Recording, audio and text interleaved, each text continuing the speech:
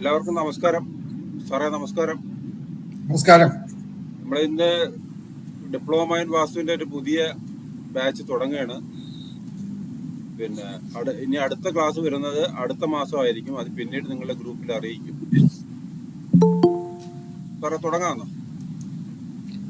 തുടങ്ങാം. നമുക്കൊരു പ്രാർത്ഥനയോട് തുടങ്ങാം.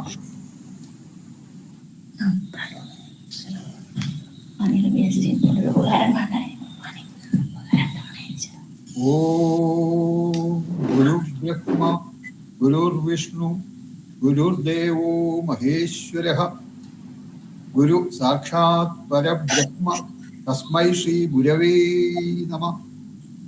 ഓം ഭൃഗുർ അത്രി വസിഷ്ഠസ്യ വിശ്വകർമാ മയസ്തഥ നാരദോ നഗ്നജിത് ചൈവ വിശാലാക്ഷഃ പുരന്ദരഃ ബ്രഹ്മകുമാരോ നന്ദിശഃ ശൗനകോ ഗർഗ ഏവ ച വാസുദേവോ അനിരുദ്ധശ്ച തഥാ ശുക്ര ബൃഹസ്പതി അഷ്ടാദശൈത വിഖ്യാത വാസ്തുശാസ്ത്രോപദേശക.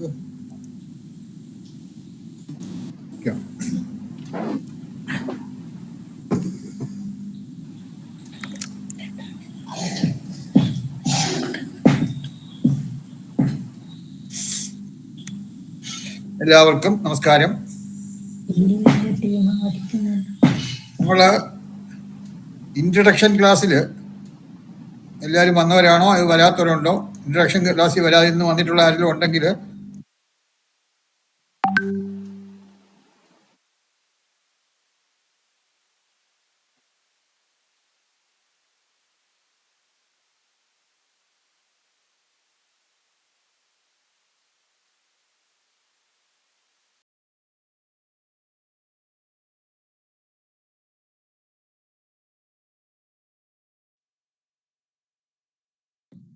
ഓക്കെ, ശരി.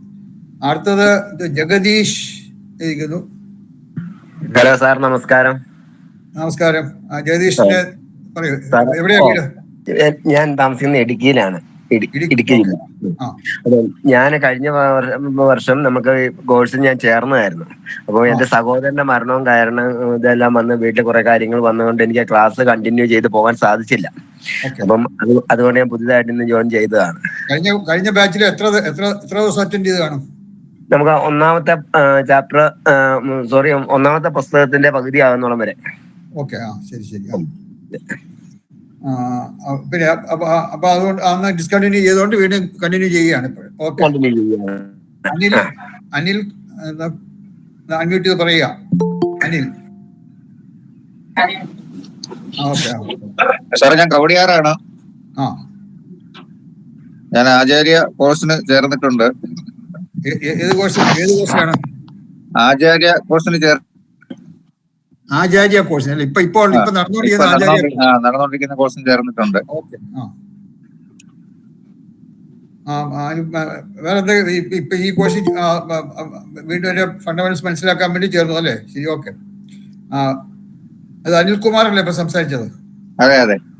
വേറെ ഒരു അനിലുണ്ടല്ലോ, അനിൽ കോടാൻ എന്ന് മറ്റേ കാണാം അതിനകത്ത്. നമസ്കാരം sir, Anil Babu Kodannur. Full name എന്താണ്?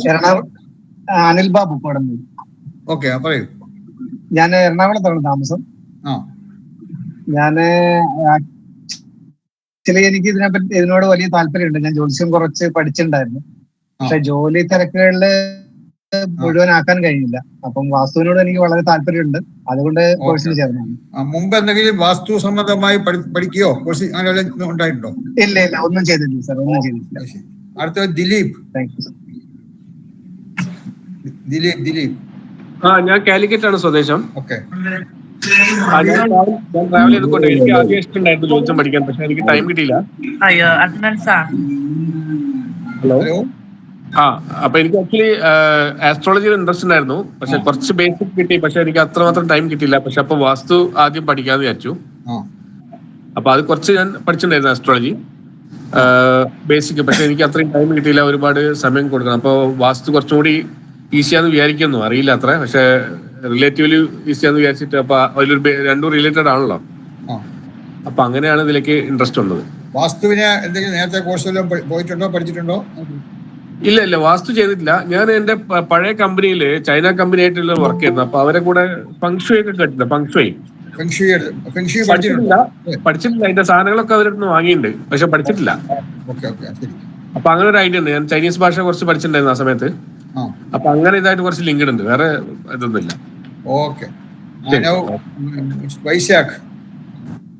നമസ്കാരം സാർ. നമസ്കാരം, പറയൂ. എന്റെ പേര് വൈശാഖ്. ഞാൻ ചെർപ്പുളശ്ശേരിയാണ് സ്വദേശം, പാലക്കാട് ജില്ലയിലെ. അപ്പൊ ഞാൻ ഫാർമ ഫീൽഡിലാണ് വർക്ക് ചെയ്യുന്നത്, മെഡിക്കൽ റെപ്രസെന്റേറ്റീവ് ആയിട്ട് വർക്ക് ചെയ്യാണ്. അപ്പൊ എന്റെ ഫാമിലീസിലുള്ളവരെല്ലാം കാർപ്പന്റേഴ്സ് ആണ്. അപ്പൊ അത് കാരണം ഈ ഒരു നോളജ് കിട്ടാൻ വേണ്ടിട്ട് താല്പര്യമുണ്ട്. അപ്പൊ മുൻപത്തെ ക്ലാസ് ഞാൻ ജോയിൻ ചെയ്തിരുന്നു, പക്ഷെ കംപ്ലീറ്റ് ചെയ്യാൻ പറ്റിയില്ല. ഞാൻ കമ്പനി മീറ്റിംഗ് കാര്യങ്ങളൊക്കെ ആയതുകൊണ്ട്. ഏത് കോഴ്സിലാണ് കംപ്ലീറ്റ് ചെയ്യാൻ പറ്റിയില്ല എന്ന് പറഞ്ഞത്? വാസ്തു തന്നെയാണ്. ഞാനൊരു 2 ദിവസം ക്ലാസ് അറ്റൻഡ് ചെയ്തിട്ടുണ്ടായിരുന്നു. ഇവിടെ തന്നെ ഈ ഇൻസ്റ്റിറ്റ്യൂഷൻ തന്നെയാണ്? അതെ. അപ്പൊ പിന്നെ കമ്പനി ട്രെയിനിങ്ങിന് പോകാൻ കാരണം എനിക്ക് പറ്റിയില്ല, തുടർന്ന് പോകാൻ പറ്റിയില്ല. ഓക്കെ. ഇതിന് മുമ്പ് ഏതെങ്കിലും ഈ വാസ്തുവുമായി ബന്ധപ്പെട്ട ഈ കൂടുതലായിട്ട് പഠിച്ചിട്ടുണ്ടോ ഏതെങ്കിലും? ഇല്ല, ഫസ്റ്റ് ടൈം. ഓക്കെ. ബിജി മോൾ അൺമ്യൂട്ട് ചെയ്ത് പറയാ. ഓക്കെ. ഹലോ. പറയൂ. പുനലൂരിന്നാ, കൊല്ലം പുനലൂർ സാറേ. ഫസ്റ്റ് ടൈമാ വാസുല്. ഓക്കെ. അത് പാഷൻ പഠിക്കണമെന്നുള്ള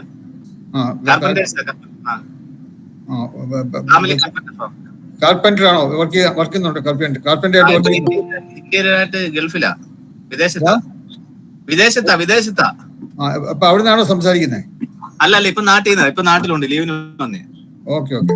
അപ്പം അവിടെ പോയാലും കണ്ടിന്യൂ ചെയ്യാൻ പറ്റുമോ? ചെയ്യാൻ പറ്റും. ഓക്കെ, ശരി. ഓക്കെ. നൗ പൂർണ്ണശ്രീ ഇപ്പൊ ജോയിൻ ചെയ്താണ്, വരട്ടെ. വേറെ ബിജി മോൾ, പിന്നെ ഒരു സെക്കൻഡ്, ബാക്കിയുള്ളത് ഇതിനകത്ത് കിട്ടുന്നില്ല, വേളോട് എടുക്കാക്കുന്നില്ല. അഖിൽ വിശാലൻ അൺമ്യൂട്ട് ചെയ്ത് പറയാമോ? അഖിൽ വിശാലൻ. ഹലോ, ഇല്ലേ? അഖിൽ വിശാലൻ ഇല്ല. ഓക്കെ. അശ്വതി PR. അശ്വതി ഉണ്ടോ? ക്ലാസ്സിലുണ്ടോ അശ്വതി? ഒരു പരിചയപ്പെടാനാണ് തമ്മിൽ ജസ്റ്റ് ഒരു ആരൊക്കെയാണ് ഉള്ളതെന്നുള്ളത് അറിഞ്ഞിരിക്കാൻ വേണ്ടി. അശ്വതി ഉണ്ടെങ്കിൽ അൺമ്യൂട്ട് ചെയ്ത് പറയുക. ഹലോ,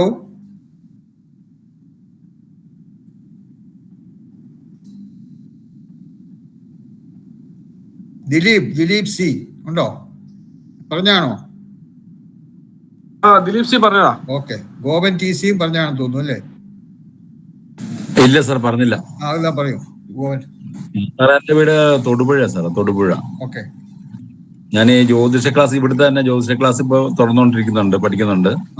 അപ്പൊ വാസ്തുവിന്റെ ക്ലാസ് ഇതുവരെ അറ്റൻഡ് ചെയ്തിട്ടില്ല, അപ്പൊ അത് ആദ്യമായിട്ടാണ്. ഓക്കെ.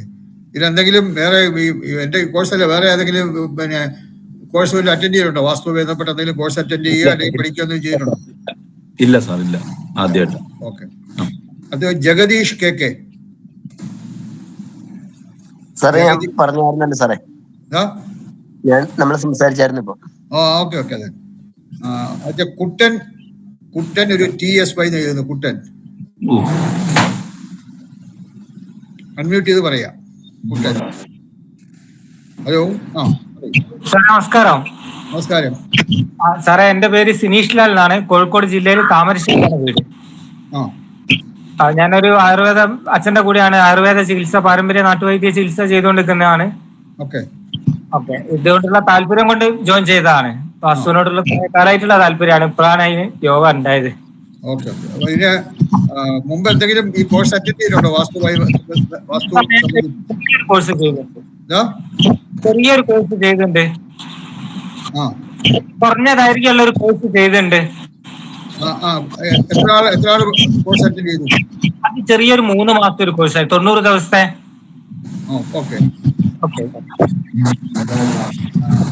മധുസൂദനൻ വരാഹം. നമസ്തേ സർ. നമസ്തേ. ഞാൻ കാസർഗോഡ് ജില്ലയിലാണ് സർ. ഓക്കെ. ഞാൻ ബേസിക്കലി വാസ്തു ചെയ്യുന്നുണ്ട്.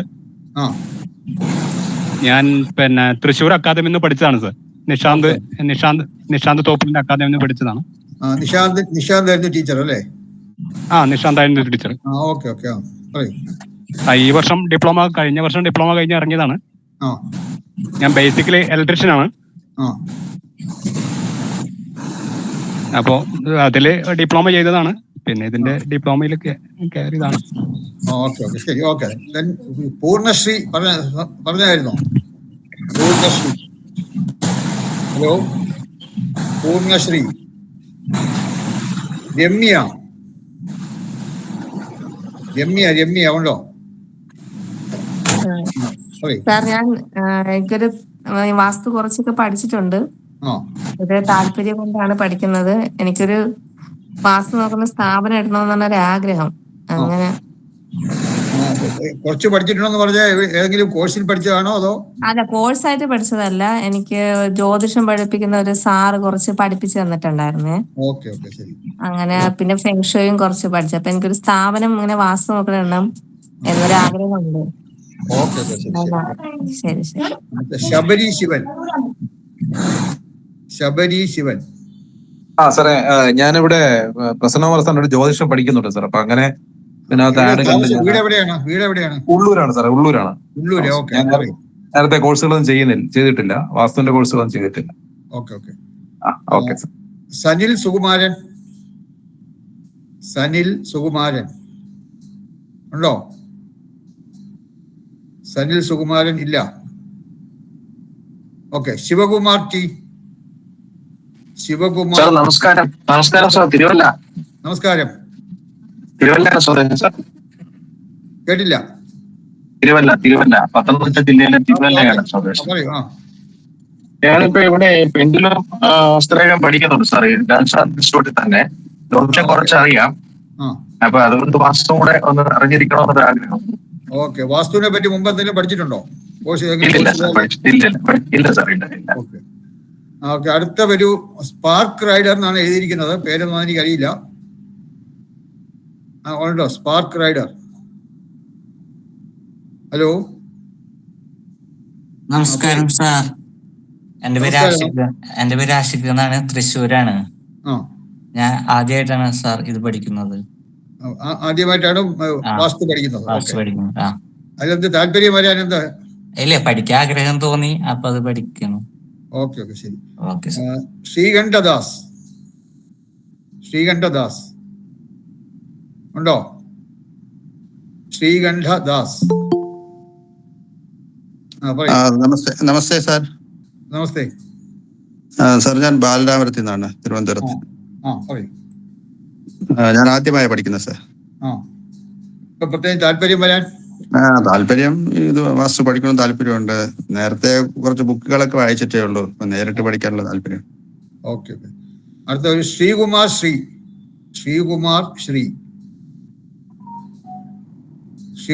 ഉണ്ടോ? ഓക്കെ. സുമേഷ് ബി. ഞാൻ താമസിക്കുന്ന ആര്യനാട്. ഓക്കെ. ജ്യോതിഷം എല്ലാം പഠിക്കുന്നുണ്ട്. പക്ഷെ ജ്യോതിഷവും എല്ലാത്ത പഠിച്ച് പൂർണ്ണതയിലെത്തണമെങ്കിൽ നമുക്ക് വാസ്തുവും കൂടെ പഠിക്കാനേ പറ്റുള്ളൂ സാർ. അല്ലാതെ ജ്യോതിഷം കംപ്ലീറ്റ് ആവും തോന്നുന്നില്ല. വാസ്തു വേറെ എവിടെ പഠിച്ചിട്ടുണ്ടോ നേരത്തെ? വേറെ ഇല്ല, വേറെ പഠിച്ചിട്ടുണ്ട്. വാസ്തു ആദ്യമായിട്ടാണ് പഠിക്കുന്നത്. ശരി. ഓക്കെ. ശരി. അടുത്ത സുനിൽ കുമാർ.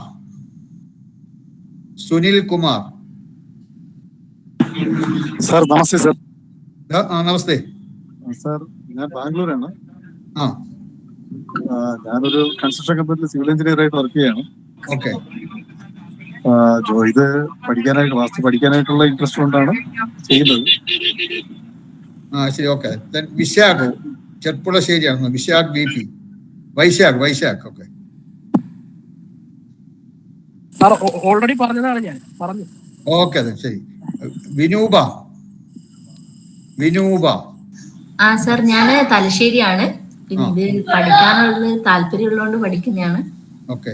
മുമ്പ് എന്തെങ്കിലും പഠിച്ചിട്ടുണ്ടോ? ഇല്ല, ഒന്നും പഠിച്ചിട്ടില്ല. പക്ഷെ നമ്മൾ പുതിയ വീടെടുത്തപ്പോൾ കുറച്ച് പ്രശ്നങ്ങളൊക്കെ ആയത്, ഇതുവരെ നിന്ന വീട്ടിൽ നിന്നും വ്യത്യസ്തമായ കുറച്ച് പ്രശ്നങ്ങളൊക്കെ വന്നതുകൊണ്ട് ഇതെന്താന്ന് അറിയാനൊരു ആഗ്രഹം. പിന്നെ ഇത് പഠിക്കാനും ഭയങ്കര ഇഷ്ടമാണ്, അതുകൊണ്ട് പഠിക്കുന്നു.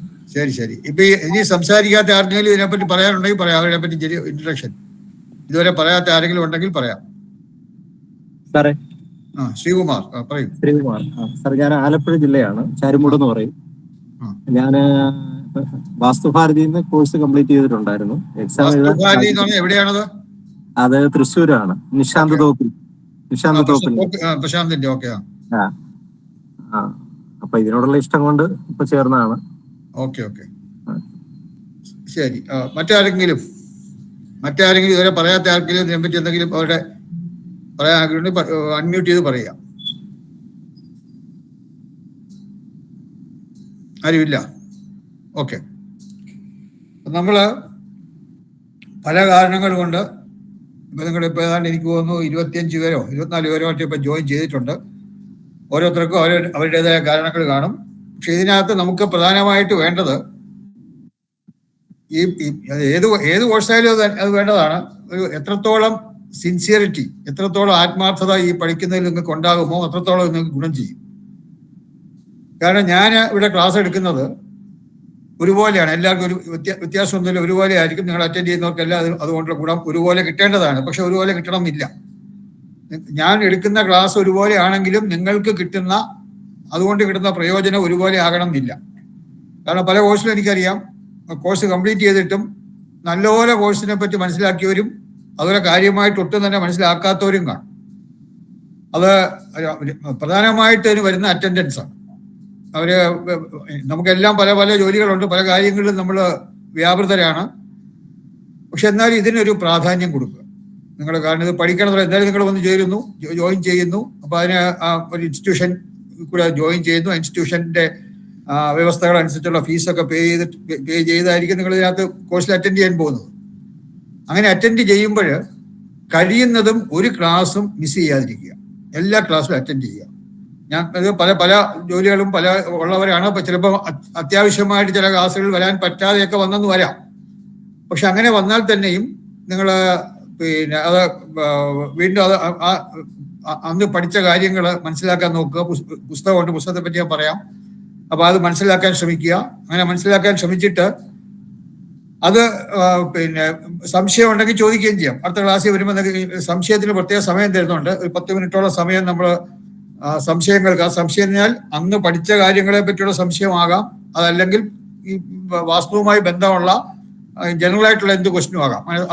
എല്ലാ ദിവസവും അവസാനം ഒരു അറൗണ്ട് അബൌട്ട് 10 to 15 മിനിറ്റ്സ്, ഒരു 10-15 മിനിറ്റ് വരെ നമ്മൾ സംശയങ്ങൾ ചോദിക്കാനായിട്ട് മാറ്റി വയ്ക്കാറുണ്ട്.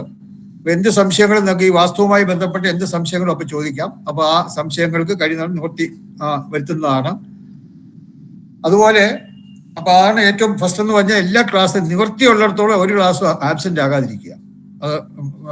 അത് ഒരു കാരണം ഈ ഒരു എന്നായിരിക്കും ഈ ക്ലാസ് അയച്ചിരുന്ന കാര്യങ്ങളൊക്കെ ആ ഡേറ്റും അതുമൊക്കെ ഉള്ളതെല്ലാം അറിയിക്കുന്നത് ഇതിന്റെ ഡയറക്ടറായിട്ടുള്ള ശ്രീ ലാൽ, TP ലാൽ. അദ്ദേഹമാണ് ഈ ഭാരതീയ വാസ്തു ജ്യോതിഷ പഠനശാലയുടെ ഡയറക്ടറാണ്. അപ്പൊ അങ്ങനെ അതിന്റെ ക്ലാസിന്റെ ഡീറ്റെയിൽസും അതും എന്നൊക്കെയാണ് ക്ലാസ് എന്നൊക്കെ ഉള്ളതൊക്കെ ഗ്രൂപ്പിൽ അറിയിക്കും. അതനുസരിച്ച് നമ്മൾ വരിക. പക്ഷെ ക്ലാസ് വന്നു കഴിഞ്ഞാൽ നേരത്തെ തന്നെ നോട്ട് ചെയ്ത് വെക്കുക. കാരണം നമുക്കെല്ലാം മറവിയൊക്കെ നമുക്കൊക്കെ ഉണ്ടാകാം. ചിലപ്പോൾ എന്തെങ്കിലുമൊക്കെ കാര്യം വരുമ്പോൾ ഇന്ന് ക്ലാസ് ഉണ്ടല്ലോ എന്ന് ചിലപ്പോൾ മറന്നുപോയെന്ന് വരും. അപ്പൊ അതൊക്കെ നോട്ട് ചെയ്ത് തീർച്ചയായിട്ടും ക്ലാസ് ആബ്സെന്റ് ആകാതെ തന്നെ ആ ക്ലാസ് നേരത്തെ മുൻകൂട്ടായിട്ട് അറിയത്തക്കോണം നമ്മൾ എവിടെയെങ്കിലും ഡയറിയിലോ അല്ലെങ്കിൽ നിങ്ങളുടെ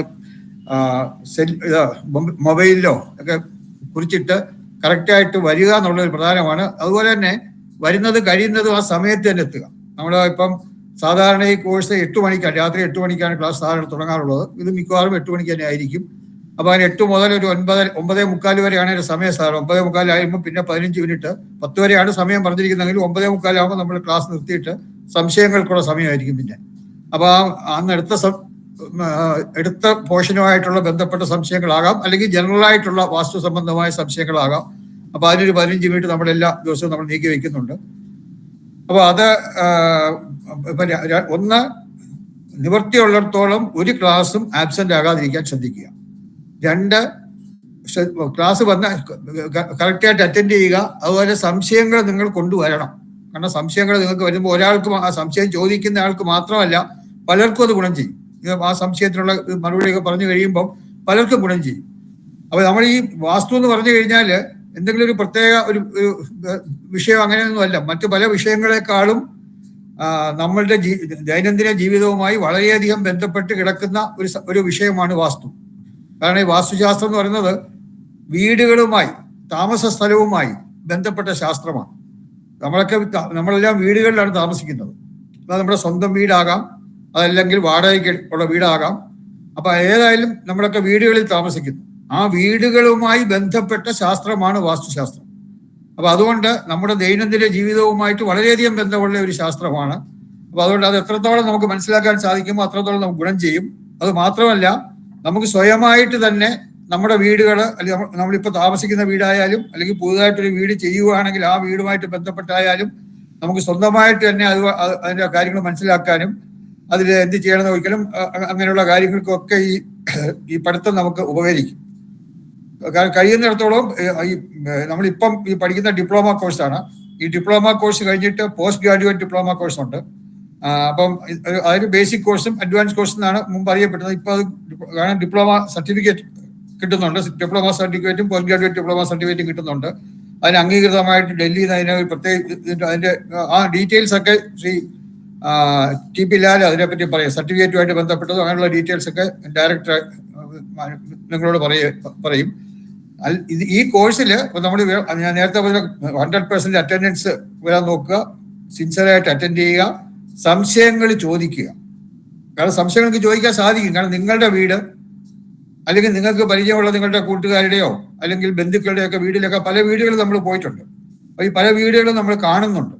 അപ്പൊ ആ വീടുകളിലൊക്കെ ഉള്ള കാര്യങ്ങളൊക്കെ നിങ്ങൾ കുറച്ചൊന്ന് ശ്രദ്ധിക്കുക. അപ്പൊ അങ്ങനെ ശ്രദ്ധിക്കുമ്പോൾ അത് നമുക്ക് ഒരു എന്താ പറയുന്ന ഒരു റിസർച്ച് ഓറിയന്റഡ് ഒരു ആറ്റിറ്റ്യൂഡ് വരണം നമ്മുടെ. അതായത് ഒരു വീട് കാണുമ്പോൾ ആ വീട് നമ്മളിവിടെ പല വിധത്തിലുള്ള വാസ്തു ഗുണങ്ങളെ പറ്റിയും അതുപോലെ തന്നെ പല വിധത്തിലുള്ള വാസ്തു ദോഷങ്ങളെ പറ്റിയൊക്കെ ഇവിടെ നമ്മൾ ക്ലാസ്സിൽ മനസ്സിലാക്കും, അല്ലെങ്കിൽ ക്ലാസ്സിൽ എടുക്കും. അപ്പൊ അങ്ങനെ എടുക്കുമ്പോൾ അതിലേതെങ്കിലും ഒരു വാസ്തുദോഷം നിങ്ങളുടെ വീട്ടിലോ അല്ലെങ്കിൽ നിങ്ങൾക്ക് പരിചയമുള്ള നിങ്ങളുടെ സുഹൃത്തുക്കളുടെയോ ബന്ധുക്കളുടെ വീട്ടിലൊക്കെ ഉണ്ടായെന്ന് വരാം.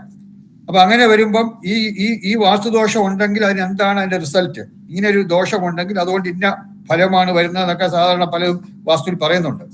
അപ്പൊ നിങ്ങളുടെ വീട്ടിലോ അല്ലെങ്കിൽ നിങ്ങൾക്ക് പരിചയമുള്ള ആരുടെയെങ്കിലും വീട്ടിൽ ഇങ്ങനെ ഒരു ദോഷം ഉണ്ടെന്ന് നിങ്ങൾക്ക് ബോധ്യമായാൽ ഈ ഫലം അവിടെ ഉണ്ടാകുന്നുണ്ടോ, ആ ദോഷത്തിന് ഇന്ന ഫലം, ഒരു ദോഷം ഉണ്ടെങ്കിൽ അതിന് ഇന്ന ഫലം എന്ന് പറയാം. ആ ദോഷം അവിടെ ഉണ്ടാകുന്നുണ്ടോ, ആ വീട്ടിൽ താമസിക്കുന്നവർക്ക് ഉണ്ടാകുന്നുണ്ടോ എന്ന് നിങ്ങൾക്ക് മനസ്സിലാക്കാൻ സാധിക്കും. അപ്പൊ അങ്ങനെ ഉണ്ടാകുന്നുണ്ടോ അല്ലെങ്കിൽ ഉണ്ടാകുന്നില്ല എന്നിരിക്കട്ടെ, എന്തുകൊണ്ട് ഉണ്ടാകുന്നില്ല? വാസ്തുവിൽ പറയുന്നു, വാസ്തു ശാസ്ത്രമാണെങ്കിൽ അതിൽ ഇന്ന ദോഷത്തിന് ഇന്ന ഫലം ഉണ്ടാകുമെന്ന് പറഞ്ഞാൽ ആ ദോഷത്തിന് ആ ഫലം ഉണ്ടാകണം, അല്ലെങ്കിൽ ശാസ്ത്രമാവില്ല. അപ്പൊ അങ്ങനെയാണെങ്കിൽ അത് ഉണ്ടാകുന്നുണ്ടോ, അങ്ങനെ ഉണ്ടാകുന്നില്ലെങ്കിൽ എന്തുകൊണ്ടുണ്ടാകുന്നില്ല? അപ്പൊ അതാണ് ഒരു റിസർച്ച് മൈൻഡ് എന്ന് പറയുന്നത്. അപ്പൊ അങ്ങനെ നിങ്ങൾ ഈ ക്ലാസ്സിൽ മുന്നോട്ട് പോയാൽ ഓരോ കാര്യങ്ങളും നമ്മൾ മുന്നോട്ട്, കാരണം ഇതൊക്കെ നമ്മൾ പഠിക്കുന്നതൊക്കെ നമുക്ക് നേരിട്ട് അനുഭവം വരാൻ പോകുന്ന കാര്യങ്ങളാണ്. നമ്മൾ സ്വയം കാണുന്ന പല പല കെട്ടിടങ്ങളും വീടുകളും ഒക്കെ നമ്മൾ കാണുന്നതാണ്. അപ്പൊ അതുകൊണ്ട് ഈ പഠിക്കുന്ന കാര്യങ്ങളൊക്കെ നമ്മൾ അപ്ലൈ ചെയ്യുക. അത് നമ്മൾ എവിടെങ്കിലും പോയി കൺസൾട്ട് ചെയ്ത് പൈസ വാങ്ങിക്കുക അങ്ങനെയൊന്നുമല്ല ഞാൻ പറഞ്ഞത്. നമ്മളത് കാരണം ആപ്ലിക്കേഷനിൽ കൂടിയാണ് ഏറ്റവും കൂടുതൽ നമുക്ക് ഇതിന്റെ അറിവ് വരുന്നത്. അല്ല തിയറി കംപ്ലീറ്റ് എത്ര പഠിച്ചാലും മാത്രം ആവില്ല. ഇതിനോടൊപ്പം തന്നെ നിങ്ങൾ സ്വയം ഈ പഠിക്കുന്ന കാര്യങ്ങൾ അപ്ലൈ ചെയ്യണം. അപ്പൊ അതെങ്ങനെ ഓരോ കാര്യങ്ങളും അങ്ങനെ ഒരു സൈഡ് ബൈ സൈഡ് അങ്ങനെ ഒരു കാര്യം കൂടെ പോയാൽ, റിസർച്ച് ഓറിയന്റഡ് ആയിട്ട് നിങ്ങൾ മുന്നോട്ട് പോയാൽ അത് നിങ്ങൾക്കും വളരെ ഗുണകരമായിരിക്കും. അപ്പൊ അങ്ങനെ വരുമ്പോൾ നമുക്ക് സംശയങ്ങൾ കൂടുതൽ വരും. അങ്ങനെയുള്ള സംശയങ്ങൾ ക്ലാസ്സിൽ ചോദിക്കാം. ആ ചോദിക്കുന്ന നിങ്ങൾക്കും മറ്റുള്ളവർക്കും എനിക്കും ഗുണകരമായിരിക്കും. തീർച്ചയായിട്ടും സംശയങ്ങളൊക്കെ ചോദിക്കുമ്പോഴേ അത് പല സംശയങ്ങൾ ചോദിക്കുമ്പോഴും അത് കറക്റ്റ് ചെയ്യുമ്പോഴൊക്കെ അത് എനിക്കും പല അറിവുകളുണ്ടാവും. അപ്പൊ അതുകൊണ്ട് ഇത് ഒരു ഡിസ്കഷനായിട്ട് നമ്മൾ കൊണ്ടുപോകണം മുന്നോട്ട്. അപ്പൊ 100% ആത്മാർത്ഥത്തോടെ ക്ലാസ്സുകളിൽ പങ്കെടുക്കുക, എല്ലാ ക്ലാസ്സുകളിലും പങ്കെടുക്കുക. സംശയങ്ങൾ നിങ്ങൾ സ്വയം എവിടെയെങ്കിലുമൊക്കെ പോകുമ്പോൾ നിങ്ങൾക്ക് പല സംശയങ്ങളും ഉണ്ടാവും. അപ്പൊ ആ സംശയങ്ങൾ വന്ന് ക്ലാസ്സിൽ പറയണം. പലരും ചിലപ്പോൾ ചുമ്മാ മിണ്ടാതിരിക്കും, ക്ലാസ് കഴിഞ്ഞാൽ ഉടനെ പോകും. അല്ലാതെ ക്ലാസ്സിൽ സംശയങ്ങൾ അത് ചോദിക്കുന്നത് ഏറ്റവും നല്ലതാണ്, സംശയങ്ങൾ ചോദിക്കുക. അപ്പൊ അത് ആ ഒരു ഇത് കൊണ്ടുപോകും. അതുപോലെ തന്നെ ഇതിൽ വേറെ 1-2 കാര്യങ്ങളുള്ളത്. ഒന്ന്, നമുക്ക് ഒരു ഈ വാസ്തു നമ്മൾ സാധാരണ പല പല സബ്ജക്റ്റുകൾ പഠിക്കുന്നുണ്ട്, സ്കൂളിലും കോളേജിലും ഒക്കെ പല സബ്ജക്റ്റ് പഠിക്കുന്നുണ്ട്. ഫിസിക്സ്, കെമിസ്ട്രി, അല്ലെങ്കിൽ സബ്ജക്റ്റുകൾ ഇംഗ്ലീഷ്, അങ്ങനെ പല വിഷയങ്ങൾ പഠിക്കുന്നുണ്ട്. പക്ഷെ അങ്ങനെയുള്ള വിഷയങ്ങളും ഈ വാസ്തു അല്ലെങ്കിൽ ജ്യോതിഷം തുടങ്ങിയ നമ്മുടെ പൗരാണിക ശാസ്ത്രങ്ങളുമായിട്ടുള്ള ഒരു വ്യത്യാസം എന്ന് പറയുന്നത്, ഈ വാസ്തുശാസ്ത്രമായാലും ജ്യോതിഷശാസ്ത്രമായാലും ഇതിനുള്ള ഏതായാലും അതിനെ ശരിക്കും മനസ്സിലാക്കാൻ നമുക്ക് പഠിച്ച ക്ലാസ്സിൽ അറ്റൻഡ് ചെയ്തു, പുസ്തകം വായിച്ചു ഒക്കെ പഠിച്ച് മനസ്സിലാക്കാൻ സാധിക്കും. പക്ഷെ മനസ്സിലാക്കിയാലും അത് ശരിക്കും അപ്ലൈ ചെയ്യണമെന്നുണ്ടെങ്കിൽ, വേണ്ട സമയത്ത് എങ്ങനെയാണ് അപ്ലൈ ചെയ്യണമെന്നുള്ള ആ ഒരു ആപ്ലിക്കേഷൻ, അല്ലെങ്കിൽ അതെങ്ങനെ അതിന്റെ പ്രായോഗിക തലത്തിൽ അത് നമ്മൾ കൊണ്ടുവരണം എന്നുണ്ടെങ്കിൽ ഹയർ സോഴ്സുമായിട്ടുള്ളൊരു കണക്ഷൻ ആവശ്യമാണ്. കാരണം ഹയർ സോഴ്സ് നമുക്കെല്ലാം ആ കണക്ഷൻ ഉണ്ട്. ഒരാൾക്ക് പോലും എത്ര മോശമായിട്ട് ജീവിക്കുന്ന ആൾക്കും കണക്ഷൻ ഉണ്ട്. പക്ഷെ ആ കണക്ഷനെ പറ്റി നമ്മളിൽ പലരും അവെയർ അല്ല, ബോധവാന്മാരല്ല. അപ്പൊ നമുക്ക് അങ്ങനെ ഒരു അപ്പർ സോഴ്സ് അല്ലെങ്കിൽ ഒരു ഹയർ സോഴ്സ് എന്ന് പറഞ്ഞ ഒരു ശക്തി ഉണ്ടെന്നും അതുമായിട്ട് നമുക്കൊരു ബന്ധമുണ്ടെന്നും ഒരു ലിങ്ക് ഉണ്ടെന്നും ആ ലിങ്ക് നമ്മൾ സ്വയം അവെയർ ആവുകയും ചെയ്തു കഴിഞ്ഞാൽ നമുക്ക് ഒരുപാട് ഈ ക്ലാസ്സിലൊക്കെ പഠിക്കുന്നതിനേക്കാൾ കൂടുതൽ കാര്യങ്ങൾ അതിൽ നിന്ന് നമുക്ക് കിട്ടും. അപ്പൊ അതുകൊണ്ട് നമ്മൾ ആ ഒരു ലിങ്ക് അപ്പൊ അതിന് ഏറ്റവും നല്ല എൻ്റെ ഒരു അഭിപ്രായത്തിൽ പറയുകയാണെങ്കിൽ നിങ്ങൾ സാധിക്കുന്നുണ്ടെങ്കിൽ ദിവസം മിനിമം ഒരു 20 മിനിറ്റ് ഒന്ന് കണ്ണടച്ചിരുന്ന് ഒന്ന് മെഡിറ്റേറ്റ് ചെയ്യുക. ധ്യാനം വളരെ വളരെ ഗുണം ചെയ്യും. ഇതുപോലുള്ള സബ്ജക്റ്റുകൾ പഠിക്കുക, ഇതുള്ള ഏത് സബ്ജക്റ്റിനും നിങ്ങൾക്ക് വളരെയധികം ഗുണം ചെയ്യുന്ന ഒന്നാണ്. അത് മെഡിറ്റേഷൻ നിങ്ങൾക്ക് ഏതെങ്കിലും പ്രത്യേകം മെഡിറ്റേഷൻ പറ്റും പഠിച്ചിട്ടുണ്ടെങ്കിൽ അത് ചെയ്യാം. ഇല്ലെങ്കിൽ വെറുതെ കണ്ണടച്ചിരുന്ന് ശ്വാസത്തിൽ ശ്രദ്ധിച്ചാൽ മതി. ദീർഘമായ ശ്വാസം എടുക്കുക, ദീർഘമായ ശ്വാസം വിടുക, അതിൽ ശ്രദ്ധിച്ചിരുന്നുകൊണ്ട് കണ്ണടച്ചിരിക്കുക, ബാക്കിയൊക്കെ വന്നോളൂ. അപ്പൊ അതുകൊണ്ട് അങ്ങനെ ഒരു മെഡിറ്റേറ്റ് ചെയ്തു കഴിഞ്ഞാൽ നമുക്ക് ഹയർ സോഴ്സുമായിട്ട് ലിങ്ക് ഉണ്ടാകാനും പല കാര്യങ്ങളും കൂടുതൽ മനസ്സിലാക്കാനും ഒക്കെ നമുക്ക് സഹായിക്കും. ഇങ്ങനെയുള്ള കോഴ്സുകളിൽ വരുന്നവർ കുറച്ച് മെഡിറ്റേഷൻ എന്നുള്ള ഒരു സ്വഭാവത്തിന്റെ ഒരു ഭാഗമായിട്ട് മാറ്റിയാൽ അത് നമ്മൾ കഴിയുന്നത് അത് ചെയ്യാൻ നോക്കുക. അപ്പം അറ്റൻഡൻസ് കഴിയുന്നിടത്തോളം വരിക, ആത്മാർത്ഥമായി മനസ്സിലാക്കാൻ ശ്രമിക്കുക. അതുപോലെ തന്നെ ഇതിന്റെ ഒരു റിസർച്ച് ഓറിയന്റഡ് മെന്റാലിറ്റി, നേരത്തെ റിസർച്ച് ഓറിയന്റഡ് മെന്റാലിറ്റിയോട് കൂടി ഈ ക്ലാസ്സിൽ മുന്നോട്ട് പോവുക. അത് നമുക്ക് എല്ലാവർക്കും വളരെയധികം ഗുണം ചെയ്യും. പിന്നെ അതുപോലെ നമുക്കിവിടെ ഈ വാസ്തു എന്ന് പറയുമ്പോഴത്തേക്ക് ഈ വാസ്തുശാസ്ത്രം ഇത് ശാസ്ത്രമാണോ ശാസ്ത്രമല്ലേ എന്നൊക്കെ ഇവിടെ വന്നിരിക്കുന്ന നിങ്ങൾക്ക് ആ ഒരു ഇത് വരില്ല. പക്ഷെ ഞാൻ പലയിടത്തും ടോക്കിനും ഒക്കെ പോകുമ്പോഴൊക്കെ പലരും അങ്ങനെ ചോദിക്കാറുണ്ട്. അപ്പൊ നമുക്ക് എൻ്റെ ഒരു ഇത് തന്നെ ഞാൻ പറയാം. ഞാനൊരു എഞ്ചിനീയറിംഗ് കൊല്ലം തങ്ങളുകുഞ്ഞ് മുസ്ലിം എഞ്ചിനീയറിംഗ് കോളേജിലാണ് ഞാൻ പഠിച്ചത്. അവിടുന്ന് പഠിച്ച് ജയിച്ചു കഴിഞ്ഞിട്ടാണ് എനിക്ക് വാസ്തുവിനെ കുറിച്ച് താല്പര്യം. ഞാൻ 1969 തങ്ങളുകുഞ്ഞ് മുസ്ലിം എഞ്ചിനീയറിംഗ് കോളേജിൽ എഞ്ചിനീയറിംഗ് പാസ്സായി. പിന്നെ അത് കഴിഞ്ഞ് വേറെ ജോലികളൊക്കെ ആയിട്ട് അങ്ങനെ ഇരിക്കുമ്പോഴാണ് എനിക്ക് ഈ സബ്ജക്റ്റിലേക്ക് ഒരു താല്പര്യം വരുന്നത്. ഈ സബ്ജക്റ്റിലേക്ക് ഒരു താല്പര്യം വരുമ്പോൾ അപ്പൊ എനിക്ക് ഇതിനെപ്പറ്റി കൂടുതൽ അറിഞ്ഞുകൂടായിരുന്നു. അതൊക്കെ വർഷങ്ങൾക്ക് മുമ്പാണ്, മോർ ദാൻ 25 years ബാക്ക്, 25 വർഷം മുമ്പ്. അങ്ങനെ എനിക്ക് കൂടുതലായിട്ടൊന്നും ഇതിനെപ്പറ്റി അറിഞ്ഞുകൂടായിരുന്നെങ്കിലും അപ്പം ഒരു മനസ്സിലാക്കാൻ വേണ്ടി ഞാൻ അങ്ങനെ ഇരുന്ന് പല ചില കിട്ടുന്ന പുസ്തകങ്ങളൊക്കെ വായിക്കുക, അങ്ങനെയൊക്കെ ചെയ്യുന്നുണ്ടായിരുന്നു. അങ്ങനെ ഞാനൊരു വീട്ടിൽ പോയി. അതാണ് ചങ്ങനാശ്ശേരി അടുത്ത ആ ഭാഗത്തൊരു വീട്ടിലാണ് പോയത്. വേറെ ആവശ്യത്തിന് വേണ്ടി ഞാനും വൈഫും ഒക്കെ കൂടി ഒരു വിസിറ്റ് പോയതാണ്. ആ വീട്ടിൽ കണ്ടപ്പോൾ എനിക്ക് എന്തോ പ്രത്യേകതയൊക്കെ തോന്നി. നടുമുറ്റവും അതായത് 4 കെട്ടിന്റെ ഇതൊക്കെയാണ് അതൊക്കെ വെച്ചേക്കുന്നത്. വളരെ ഒരു വ്യത്യാസം എനിക്ക് തോന്നി, ഒരു ഫീലിംഗ്. അപ്പൊ ഞാൻ ആ വീട്ടിൽ ഉടമസ്ഥമായിട്ട് സംസാരിച്ചപ്പോൾ അത് ആറന്മുള വാസ്തുവിദ്യാ ഗുരുകുലത്തിലെ ഒരു അധ്യാപകനാണ് ഇതിന്റെ ഡിസൈൻ ചെയ്തതും അദ്ദേഹത്തിന്റെ നിർദ്ദേശം അനുസരിച്ചാണ് ഈ വീട് ചെയ്തതെന്നും പറഞ്ഞു. അപ്പൊ എനിക്ക് അതിലൊരു താല്പര്യം തോന്നി. ആ അധ്യാപകന്റെ പേരും ഫോൺ നമ്പറും ഒക്കെ ഞാൻ വാങ്ങിച്ച് ഞാൻ തിരിച്ച് ഞാൻ താമസിക്കുന്ന തിരുവനന്തപുരത്താണ്. തിരുവനന്തപുരത്ത് പടിഞ്ഞാറേക്കോട്ടയ്ക്ക് സമീപമാണ്. അപ്പൊ ഞാൻ ഇനി വീട്ടിൽ വന്ന ഒരു ദിവസം, അടുത്ത ദിവസം ഞാൻ ഈ അധ്യാപകനെ വിളിച്ചു. ഈ അധ്യാപകനെ ഫോൺ ചെയ്തിട്ട് ഞാൻ പറഞ്ഞിങ്ങനെ എൻ്റെ പേര് ഇന്നതാണ്, ഞാൻ ഇങ്ങനെ അവിടെ വീട്ടിൽ പോയിരുന്നു, അപ്പൊ ആ വീട് ഡിസൈൻ ചെയ്തത് അങ്ങനെയാണെന്ന് അറിഞ്ഞു. അപ്പൊ എനിക്ക് ഇതിനെപ്പറ്റി ഞാൻ കുറച്ചൊക്കെ വായിച്ചിട്ടുണ്ട്. വലിയ ആധികാരികമായ പഠനവും നടത്തിയിട്ടില്ല. പക്ഷെ എനിക്ക് കുറച്ചൊക്കെ കാര്യങ്ങൾ അറിയാവുന്നതുകൊണ്ട് കുറെ സംശയങ്ങൾ എനിക്കുണ്ട്. അപ്പോൾ ഒരു സമയം തരുവാണെങ്കിൽ ഞാൻ ഓഫീസ് അല്ലെങ്കിൽ ആറന്മുള വാസ്തുവിദ്യാ ഗുരുകുലത്തിൽ വേണമെങ്കിൽ അവിടെ വന്ന് കാണാം, അല്ല വീട്ടിൽ വേണമെങ്കിൽ അവിടെ വന്ന് കാണാം. എനിക്ക് കുറച്ച് സംശയങ്ങളൊക്കെ ചോദിക്കാനുണ്ടെന്ന് ഞാൻ അദ്ദേഹത്തോട് പറഞ്ഞു.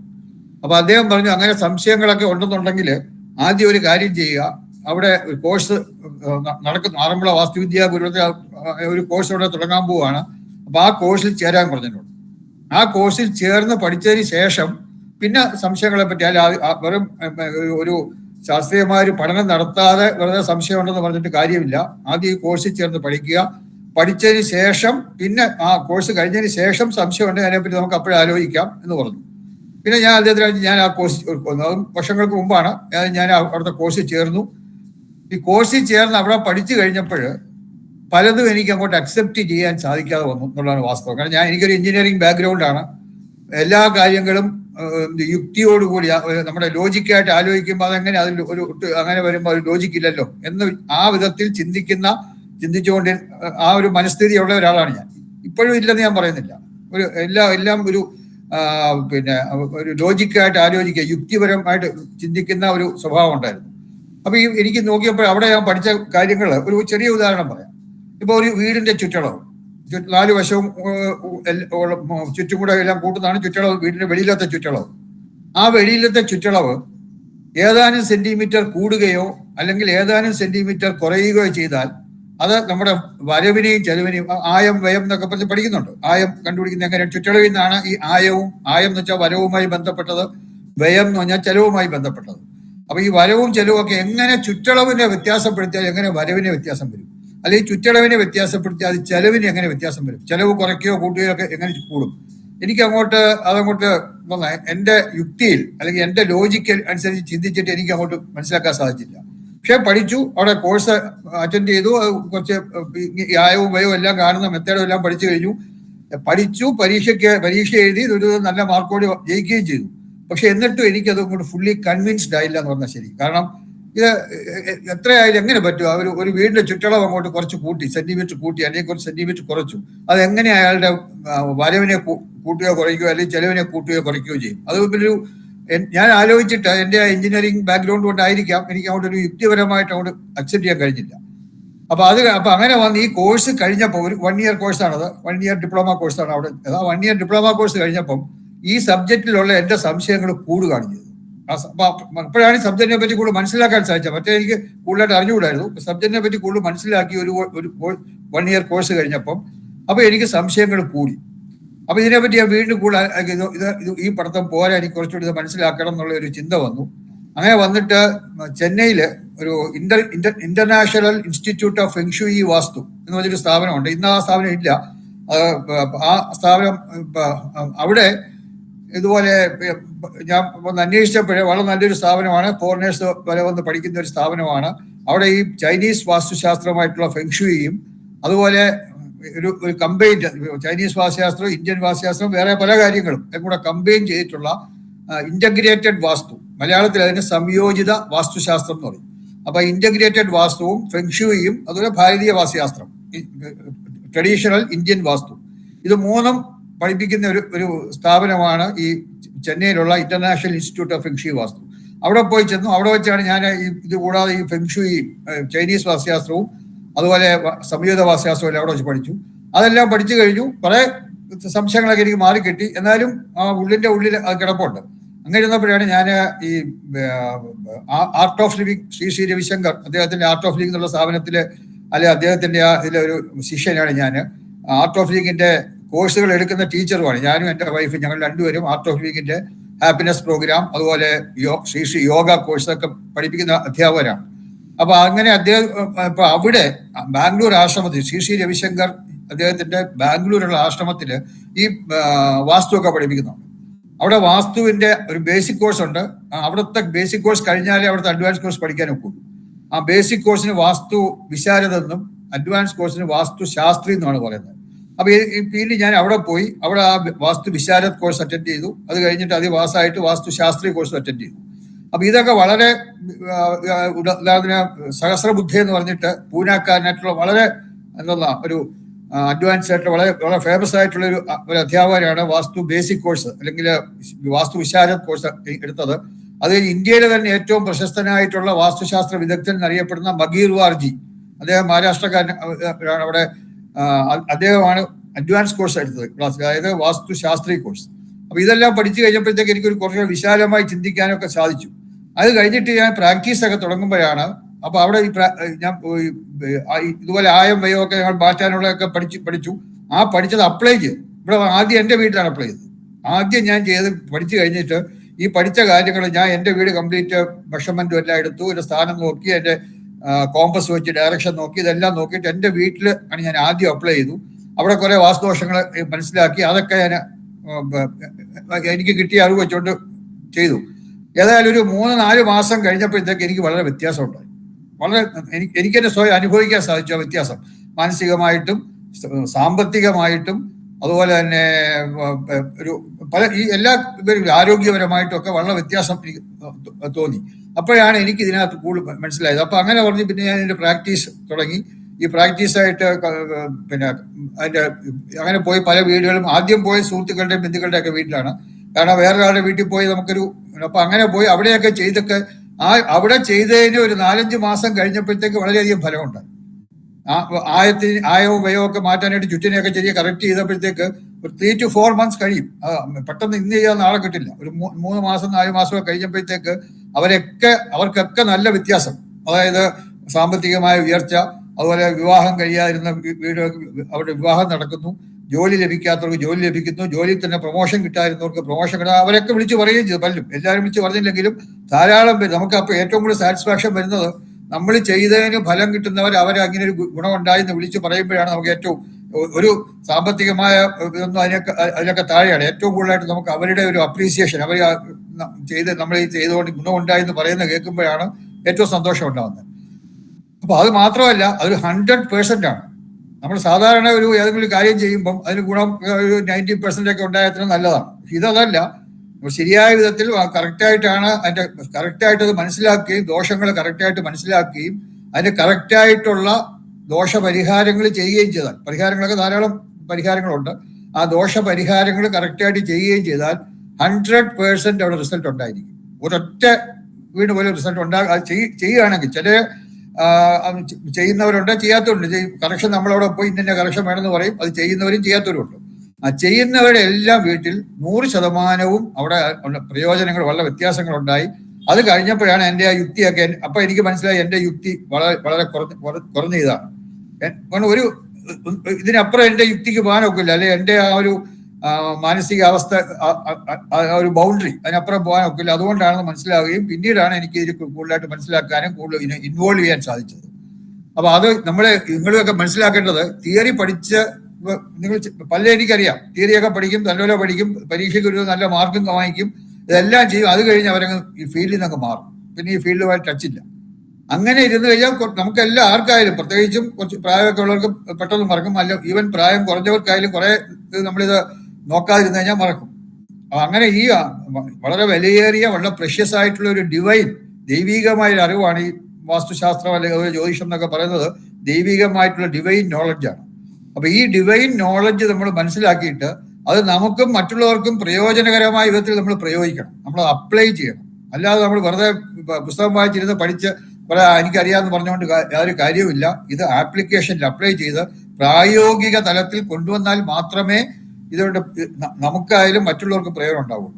അപ്പൊ അത് പ്രത്യേകം ശ്രദ്ധിക്കുക. കാരണം ഇത് ഇപ്പം പിന്നെ അതായത് നമ്മളിപ്പം എത്ര നിങ്ങൾ 100% എല്ലാ ക്ലാസ്സുകളും അറ്റൻഡ് ചെയ്തു, വളരെ ആത്മാർത്ഥതയോട് നിങ്ങൾ പഠിക്കുന്നു, പിന്നെ ഈ ഹോംവർക്കും അങ്ങനെയൊക്കെ ഉണ്ടെങ്കിൽ അതെല്ലാം ശരിക്കും ചെയ്യുന്നു, നോളജ് ഇത് കംപ്ലീറ്റ് ആയിട്ട് മനസ്സിലാക്കുകയും ചെയ്യുന്നു.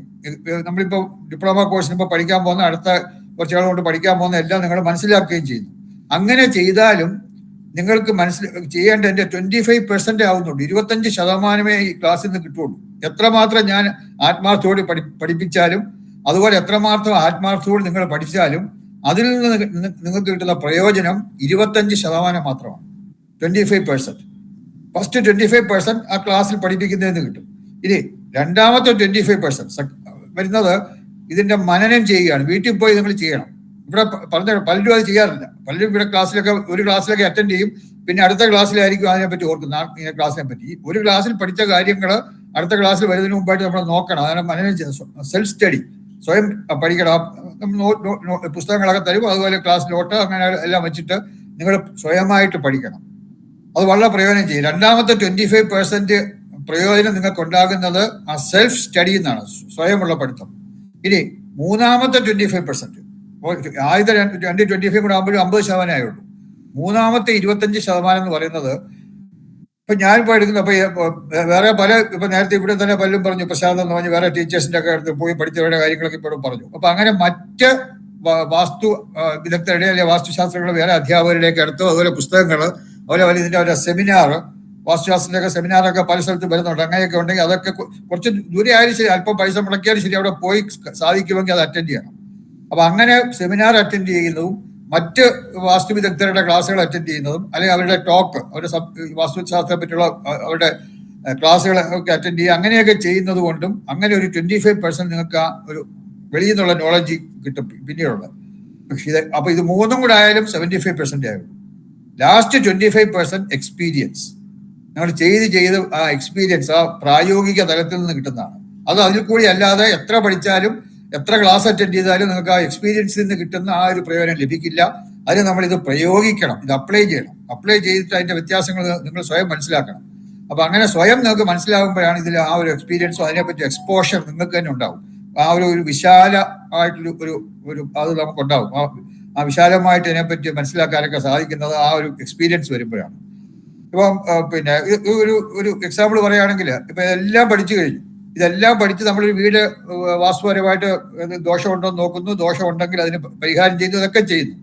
ഇതൊക്കെ ചെയ്യുമ്പോൾ നമ്മൾ ഈ മെഷർമെന്റും ഒക്കെ എടുത്തെല്ലാം നോക്കി ക്ലാസ്സിൽ പഠിക്കുന്ന ശാസ്ത്രീയമായ രീതി ചെയ്യുന്നു. പക്ഷെ അതിന് ഉപരിയായിട്ട് നിങ്ങൾ കുറച്ചു കാലത്ത് ഒരു എക്സ്പീരിയൻസ് വന്നു കഴിഞ്ഞാൽ, ഒരു ഏതാനും വർഷങ്ങൾ എക്സ്പീരിയൻസ് ആത്മാർത്ഥമായിട്ടാണ് നിങ്ങൾ ചെയ്യുന്നതെങ്കിൽ, ഈ ആത്മാർത്ഥമായിട്ട് ഇത് ചെയ്യുന്നവരും ആത്മാർത്ഥമല്ലാതെ ചെയ്യുന്ന രണ്ട് തരക്കാരാണ്. ഞാൻ ജസ്റ്റ് ഒരു മിനിറ്റ് ഇത് പറയാം. അങ്ങനെ ആത്മാർത്ഥമായിട്ടാണ് നിങ്ങൾ പഠിക്കുകയും അതുപോലെ തന്നെ നിങ്ങൾ ഈ പ്രായോഗിക തലത്തിൽ അല്ലെങ്കിൽ ഇത് അപ്ലൈ ചെയ്യുന്നതെങ്കിൽ നിങ്ങൾക്ക് സ്വയമായിട്ട് അതായത് നമ്മൾ ഉൾവിളി എന്നൊക്കെ ഉള്ളിൽ തന്നെ ഇപ്പോൾ ഒരു ദോഷം വരുമ്പോൾ അത് ഇന്നത് ചെയ്യാം, അത് പിന്നീട് കണക്കുകളൊക്കെ കൂട്ടി നോക്കുന്നതൊക്കെ ശരിയാണ്, അതൊക്കെ ചെയ്യാം. പക്ഷെ അതിന് അല്ലാതെ തന്നെ നിങ്ങൾക്ക് അതിനെ പറ്റി ഉള്ളില് നമുക്കൊരു ബോധം ഉണ്ടാകും. ആ ഒരു ബോധം വളരെ കുറെ ആത്മാർത്ഥമായിട്ടുള്ള എക്സ്പീരിയൻസിനെ വരുള്ളൂ. ആത്മാർത്ഥമായ എക്സ്പീരിയൻസ് എന്ന് പറഞ്ഞാൽ രണ്ടുവിധ ആൾക്കാർ നിങ്ങൾക്ക് കാണാൻ പറ്റും. ഈ വാസ്തുവായാലും ജ്യോതിഷമായാലും ഏത് ഇതായാലും അത് കൈകാര്യം ചെയ്യുന്നവര് അതിൽ നിന്ന് കിട്ടുന്ന ആ പ്രയോജനം എന്താണ്, അതിൽ നിന്ന് കിട്ടുന്ന ആ പണം, ആ പൈസ, അത് മാത്രം നോക്കി ചെയ്യുന്നുണ്ട്. അപ്പൊ അങ്ങനെ ചെയ്യുന്നവർക്ക് നമുക്ക് പിന്നെ പൂർണ്ണമായിട്ട് ഇല്ലെന്ന് ഞാൻ പറയാം. അവർക്ക് പക്ഷെ പണം വേണ്ടെന്ന് ഒന്നും ഞാൻ പറഞ്ഞില്ല. പണത്തിന് ഒരിക്കലും നമ്മൾ, കാരണം ലക്ഷ്മി ദേവിയായിട്ടാണ് പണത്തെ കാണുന്നത്. അപ്പൊ അതിനെ ഒരിക്കലും നമ്മൾ വേണ്ടെന്ന് പറയരുത്. പക്ഷെ അത് നല്ല രീതിയിൽ നമ്മൾ ഉണ്ടാക്കുക, നല്ല രീതിയിൽ ചെലവഴിക്കുക. അപ്പൊ അത് ഇപ്പൊ ഇത് നമ്മുടെ കൈ എപ്പോഴും പിന്നെ ഇങ്ങനെ വേണം. അതായത് ഒരിക്കലും ഇങ്ങനെ ഇത് ഭിക്ഷയായിരിക്കുന്നതാണ്. സാറേ വല്ലോന്താ അല്ലെങ്കിൽ അമ്മയെ വല്ലോന്താന്ന് പറഞ്ഞ് ഭിക്ഷയായിരിക്കുന്നതാണ് കൈ ഇങ്ങനെ വരുന്നത്. നമ്മളുടെ കൈ ഇങ്ങനെയല്ല, ഭിക്ഷയായിരിക്കല്ല, നമ്മൾ കൊടുക്കാൻ തയ്യാറാവണം. നമ്മൾ അറിവായാലും അതുപോലെ വിദ്യയായാലും അതുപോലെ ധനമായാലും മറ്റുള്ളവർക്ക് നമ്മൾ കൊടുക്കണം. കൈ നമ്മൾ ഇങ്ങനെ വേണം നമ്മളെ കൈ വരാൻ, ഇങ്ങനെയല്ല. ഇത് നമ്മൾ ഭിക്ഷാബ്ദേഹി എന്ന് പറഞ്ഞ ഭിക്ഷ ചോദിക്കുകയാണ്. അപ്പൊ നമ്മൾ അതല്ല, അതിൽ നിന്ന് മാറി നമ്മൾ കൊടുക്കുന്നവരായിട്ട് മാറും. സാധിക്കും, നിങ്ങൾക്ക് ഇഷ്ടം പോലെ മറ്റുള്ളവർക്ക് സാധുക്കളായിട്ടുള്ളവരെയൊക്കെ സഹായിക്കാൻ സാധിക്കും. കാരണം ഇതിനകത്ത് സിൻസിയർ ആണെങ്കിൽ, ആത്മാർത്ഥതയോടെയാണ് ഇതിനകത്ത് പ്രവർത്തിക്കുന്നതെങ്കിൽ ഇതിന് കിട്ടുന്ന പ്രതിഫലം നോക്കിയല്ല. പ്രതിഫലം കിട്ടുന്നതിന് തെറ്റൊന്നുമില്ല, പ്രതിഫലമൊക്കെ ആകാം. പക്ഷെ അത് മാത്രം നോക്കി ആകരുത് നിങ്ങളുടെ പ്രവൃത്തികൾ. എപ്പോഴും നമ്മൾ പിന്നെ ബി എ ഗിവർ, ഒരിക്കലും അതൊരു നമ്മൾ ചോദിച്ച് വാങ്ങുന്നവരാകരുത്, അങ്ങോട്ട് കൊടുക്കുന്നവരാണ്. അപ്പൊ ആ ഒരു ബോധത്തോട് നമ്മൾ കോഴ്സ് മുന്നോട്ട് കൊണ്ടുപോവുക. നിങ്ങൾക്ക് എന്തെങ്കിലും വാസ്തുപരമായിട്ടുള്ള സംശയങ്ങൾ, ഞാനിത് കൂടുതൽ പറയില്ല, ഇനിയും ഞാൻ പറഞ്ഞ കുറെ ആൾക്കാരുടെ ജോയിൻ ചെയ്യാനുണ്ടെന്നാണ് ഞാൻ അറിഞ്ഞത്. അപ്പൊ അതുകൊണ്ട് നമ്മൾ ചെറിയൊരു ഇൻട്രഡക്ഷൻ മാത്രമേ ഞാനെ പറ്റി പറഞ്ഞുള്ളൂ. ക്ലാസ്സിലെ സിലബസ് അനുസരിച്ചുള്ള സിലബസ് ഒക്കെ തരും. സിലബസ് അനുസരിച്ചുള്ള ക്ലാസ് 3 പുസ്തകങ്ങളുണ്ട്, അതും കൂടെ ഞാൻ പറയാം. ഈ 3 പുസ്തകങ്ങൾ എന്ന് പറഞ്ഞു കഴിഞ്ഞാൽ 3 വോളിയമാണ്. Volume 1, volume 2, volume 3. ഈ പുസ്തകത്തിന്റെ പേര് സംയോജിത വാസ്തുശാസ്ത്രം. ഇംഗ്ലീഷിലെ ഇന്റഗ്രേറ്റഡ് വാസ്തുവാണ് പുസ്തകത്തിൽ. അതിന് മലയാളത്തിലുള്ളതാണ് സംയോജിത വാസ്തുശാസ്ത്രം. അത് ഭാരതീയ വാസ്തുശാസ്ത്രവും ചൈനീസ് ഫെങ്ഷുയി എന്ന് പറയുന്നതും ഒരു ഇന്റഗ്രേറ്റഡ് വാസ്തു ആണ് സംയോജിത വാസ്തുശാസ്ത്രം. ഇതിന്റെ എല്ലാം കൂടി ഒരു കോമ്പിനേഷനാണ്. അപ്പൊ ഇത് ഇന്ന് ഇന്റർനാഷണൽ ലെവലിൽ, അന്തർദേശീയ നിലവാരത്തിൽ ഏറ്റവും കൂടുതൽ അപ്ലൈ ചെയ്യപ്പെടുന്നത് ഈ ഇന്റഗ്രേറ്റഡ് വാസ്തു അല്ലെങ്കിൽ സംയോജിത വാസ്തുശാസ്ത്രമാണ്. അപ്പൊ അത് നമ്മൾ പഠിക്കുന്നത്, നമ്മളിത് 3 പഠിക്കും. അതായത് ഭാരതീയ വാസ്തുശാസ്ത്രം, അതിന്റെ പിന്നെ വാസ്തുദോഷങ്ങള്, പരിഹാരങ്ങളൊക്കെ പഠിക്കും. പക്ഷെ പരിഹാരങ്ങൾ പലതും ഫെങ്ഷുയിലും ഇന്റഗ്രേറ്റഡ് വാസ്തുവിലും ഒക്കെ ഉള്ള പരിഹാരങ്ങൾ നമ്മൾ പഠിച്ചിട്ട് ഒരുപാട് പരിഹാരം, വളരെ എഫക്റ്റീവ് ആയിട്ടുള്ള ഒരുപാട് പരിഹാരങ്ങൾ വാസ്തുദോഷത്തിനുണ്ട്. ഏത് വാസ്തുദോഷത്തിനായാലും പരിഹാരം ഇല്ലാത്തൊരു ദോഷമില്ല. ഏത് ദോഷമായാലും അതിന് പരിഹാരങ്ങളുണ്ട്. അപ്പൊ അത് ആ പരിഹാരങ്ങൾ നമ്മൾ മനസ്സിലാക്കി, ആത്മാർത്ഥമായി മനസ്സിലാക്കിയിട്ട് ശരിക്കും മനസ്സിലാക്കിയിട്ടേ ചെയ്യാവൂ. അല്ലാതെ കുറച്ച് കേട്ടുകൊണ്ടോ എന്തെങ്കിലുമൊക്കെ അങ്ങനെ ചെയ്യാൻ പാടില്ല. അപ്പൊ ശരിക്കും മനസ്സിലാക്കിയിട്ട് ചെയ്തു കഴിഞ്ഞാൽ യാതൊരു സംശയമില്ല, നിങ്ങളുടെ വീട്ടിലോ അല്ലെങ്കിൽ നിങ്ങളുടെ സുഹൃത്തുക്കളുടെ ബന്ധുക്കളുടെ വീട്ടിലോ അല്ലെങ്കിൽ മറ്റേതെങ്കിലും കൺസൾട്ടൻസിക്ക് പോകുമ്പോൾ അവിടെയൊക്കെ നിങ്ങളിത് ഈ പരിഹാരങ്ങൾ ശരിയായിട്ട് മനസ്സിലാക്കി ചെയ്യുകയാണെങ്കിൽ അവിടെ 100% അഭിവൃദ്ധി അവർക്കുണ്ടാകും, അവരുടെ അനുഗ്രഹവും നിൽക്കുന്നുണ്ട്. കാരണം ഇതൊക്കെ ചെയ്യുമ്പോൾ അവർക്കൊരു മനസ്സിൽ സംതൃപ്തി ഉണ്ടാകും, അത് നമുക്ക് കിട്ടുന്ന ഒരു അനുഗ്രഹമാണ്. അപ്പൊ അതും നമുക്കുണ്ടാവും. അപ്പൊ അത് ഞാൻ കൂടുതലായിട്ട് പോകുന്നില്ല. നിങ്ങൾക്ക് ഈ വിഷയവുമായിട്ട് ബന്ധപ്പെട്ട് വാസ്തുശാസ്ത്രവുമായി വാസ്തുവുമായി ബന്ധപ്പെട്ട് എന്തെങ്കിലുമൊക്കെ സംശയങ്ങൾ നിങ്ങൾക്ക് ഇപ്പൊ തന്നെ ഉണ്ടെന്ന് വന്നേക്കാം. അങ്ങനെ ഉണ്ടെങ്കിൽ നിങ്ങൾക്ക് അത് ചോദിക്കാം. വാസ്തുപരമായിട്ടുള്ള സംശയങ്ങൾ ആർക്കെങ്കിലും ഉണ്ടെങ്കിൽ ചോദിക്കാം. അൺമ്യൂട്ട് ചെയ്ത് ചോദിക്കുക. പേരൂടെ പറയണം, പേര് പറഞ്ഞിട്ട് വേണം ചോദിക്കാം.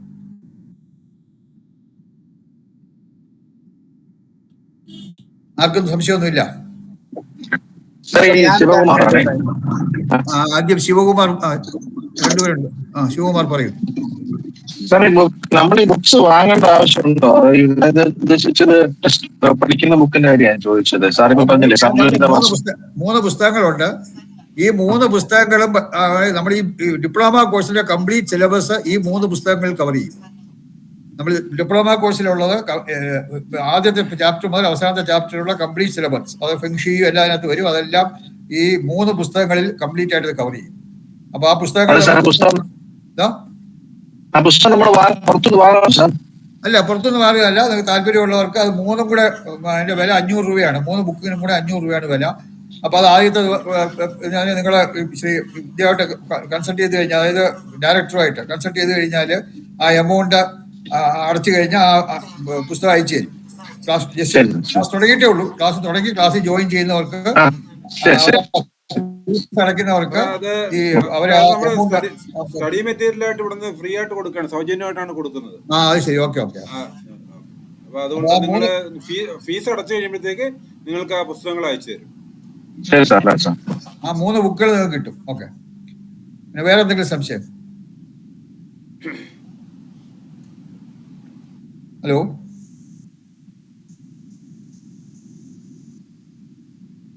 സംശയങ്ങൾ ചോദിക്കണം. എല്ലാവർക്കും സംശയങ്ങൾ കാണും. കോഴ്സുമായിട്ട് ബന്ധപ്പെട്ടതോ അല്ലെങ്കിൽ വാസ്തുശാസ്ത്രവുമായിട്ട് ബന്ധപ്പെട്ട സംശയങ്ങളോ ചോദിക്കാം. എന്റെ പേര് സുമേഷാണ്. പറയൂ. ഞാൻ ചോദിക്കുന്നത്, നമ്മൾ ഈ വീട്ടിൽ നമ്മൾ സ്ഥിരമായിട്ട് നമ്മൾ താമസിക്കുന്നില്ല, നമ്മൾ വന്നും പോയി അല്ലെ, നമ്മള് ഔട്ടാണ് നമ്മൾ കൂടുതൽ സമയം ഇരിക്കുന്നത്. അത്ര ക്ലിയർ അല്ല. ഒരു സെക്കൻഡ്, ഇടയ്ക്കിടയ്ക്ക് വിട്ടുപോകുന്നു സുമേഷ് പറയുന്നത്. നിങ്ങൾ പറയോ. സാറേ, ഞാൻ ഈ പറയുന്നത് സാറിപ്പോ കേൾക്കാമോ? കേൾക്കാം, പറയൂ. അപ്പൊ ഈ നമ്മൾ ഈ വീട്ടില് നമ്മൾ സ്ഥിരമായിട്ട് നമ്മൾ താമസിക്കാറില്ല. നമ്മള് മിക്കാറുള്ള സമയം നമ്മൾ വീട്ടിന്റെ പുറത്തും നമ്മൾ അല്പസമയമൊക്കെ നമ്മൾ വീട്ടിലിരിക്കുന്നത് എങ്കിലും തന്നെയും നമ്മൾ ഈ വച്ചിരിക്കുന്ന വീട് കൊണ്ടുള്ള ദോഷങ്ങള് അത് നമുക്ക് അനുഭവിക്കുമോ? അതാ നമ്മൾ താമസിക്കുന്നില്ല, വീട്ടിൽ നിൽക്കുന്നോണ്ടുള്ള ദോഷങ്ങള് മാറും? അതെങ്ങനെയാണ്? മനസ്സിലായി, സംശയം മനസ്സിലായി.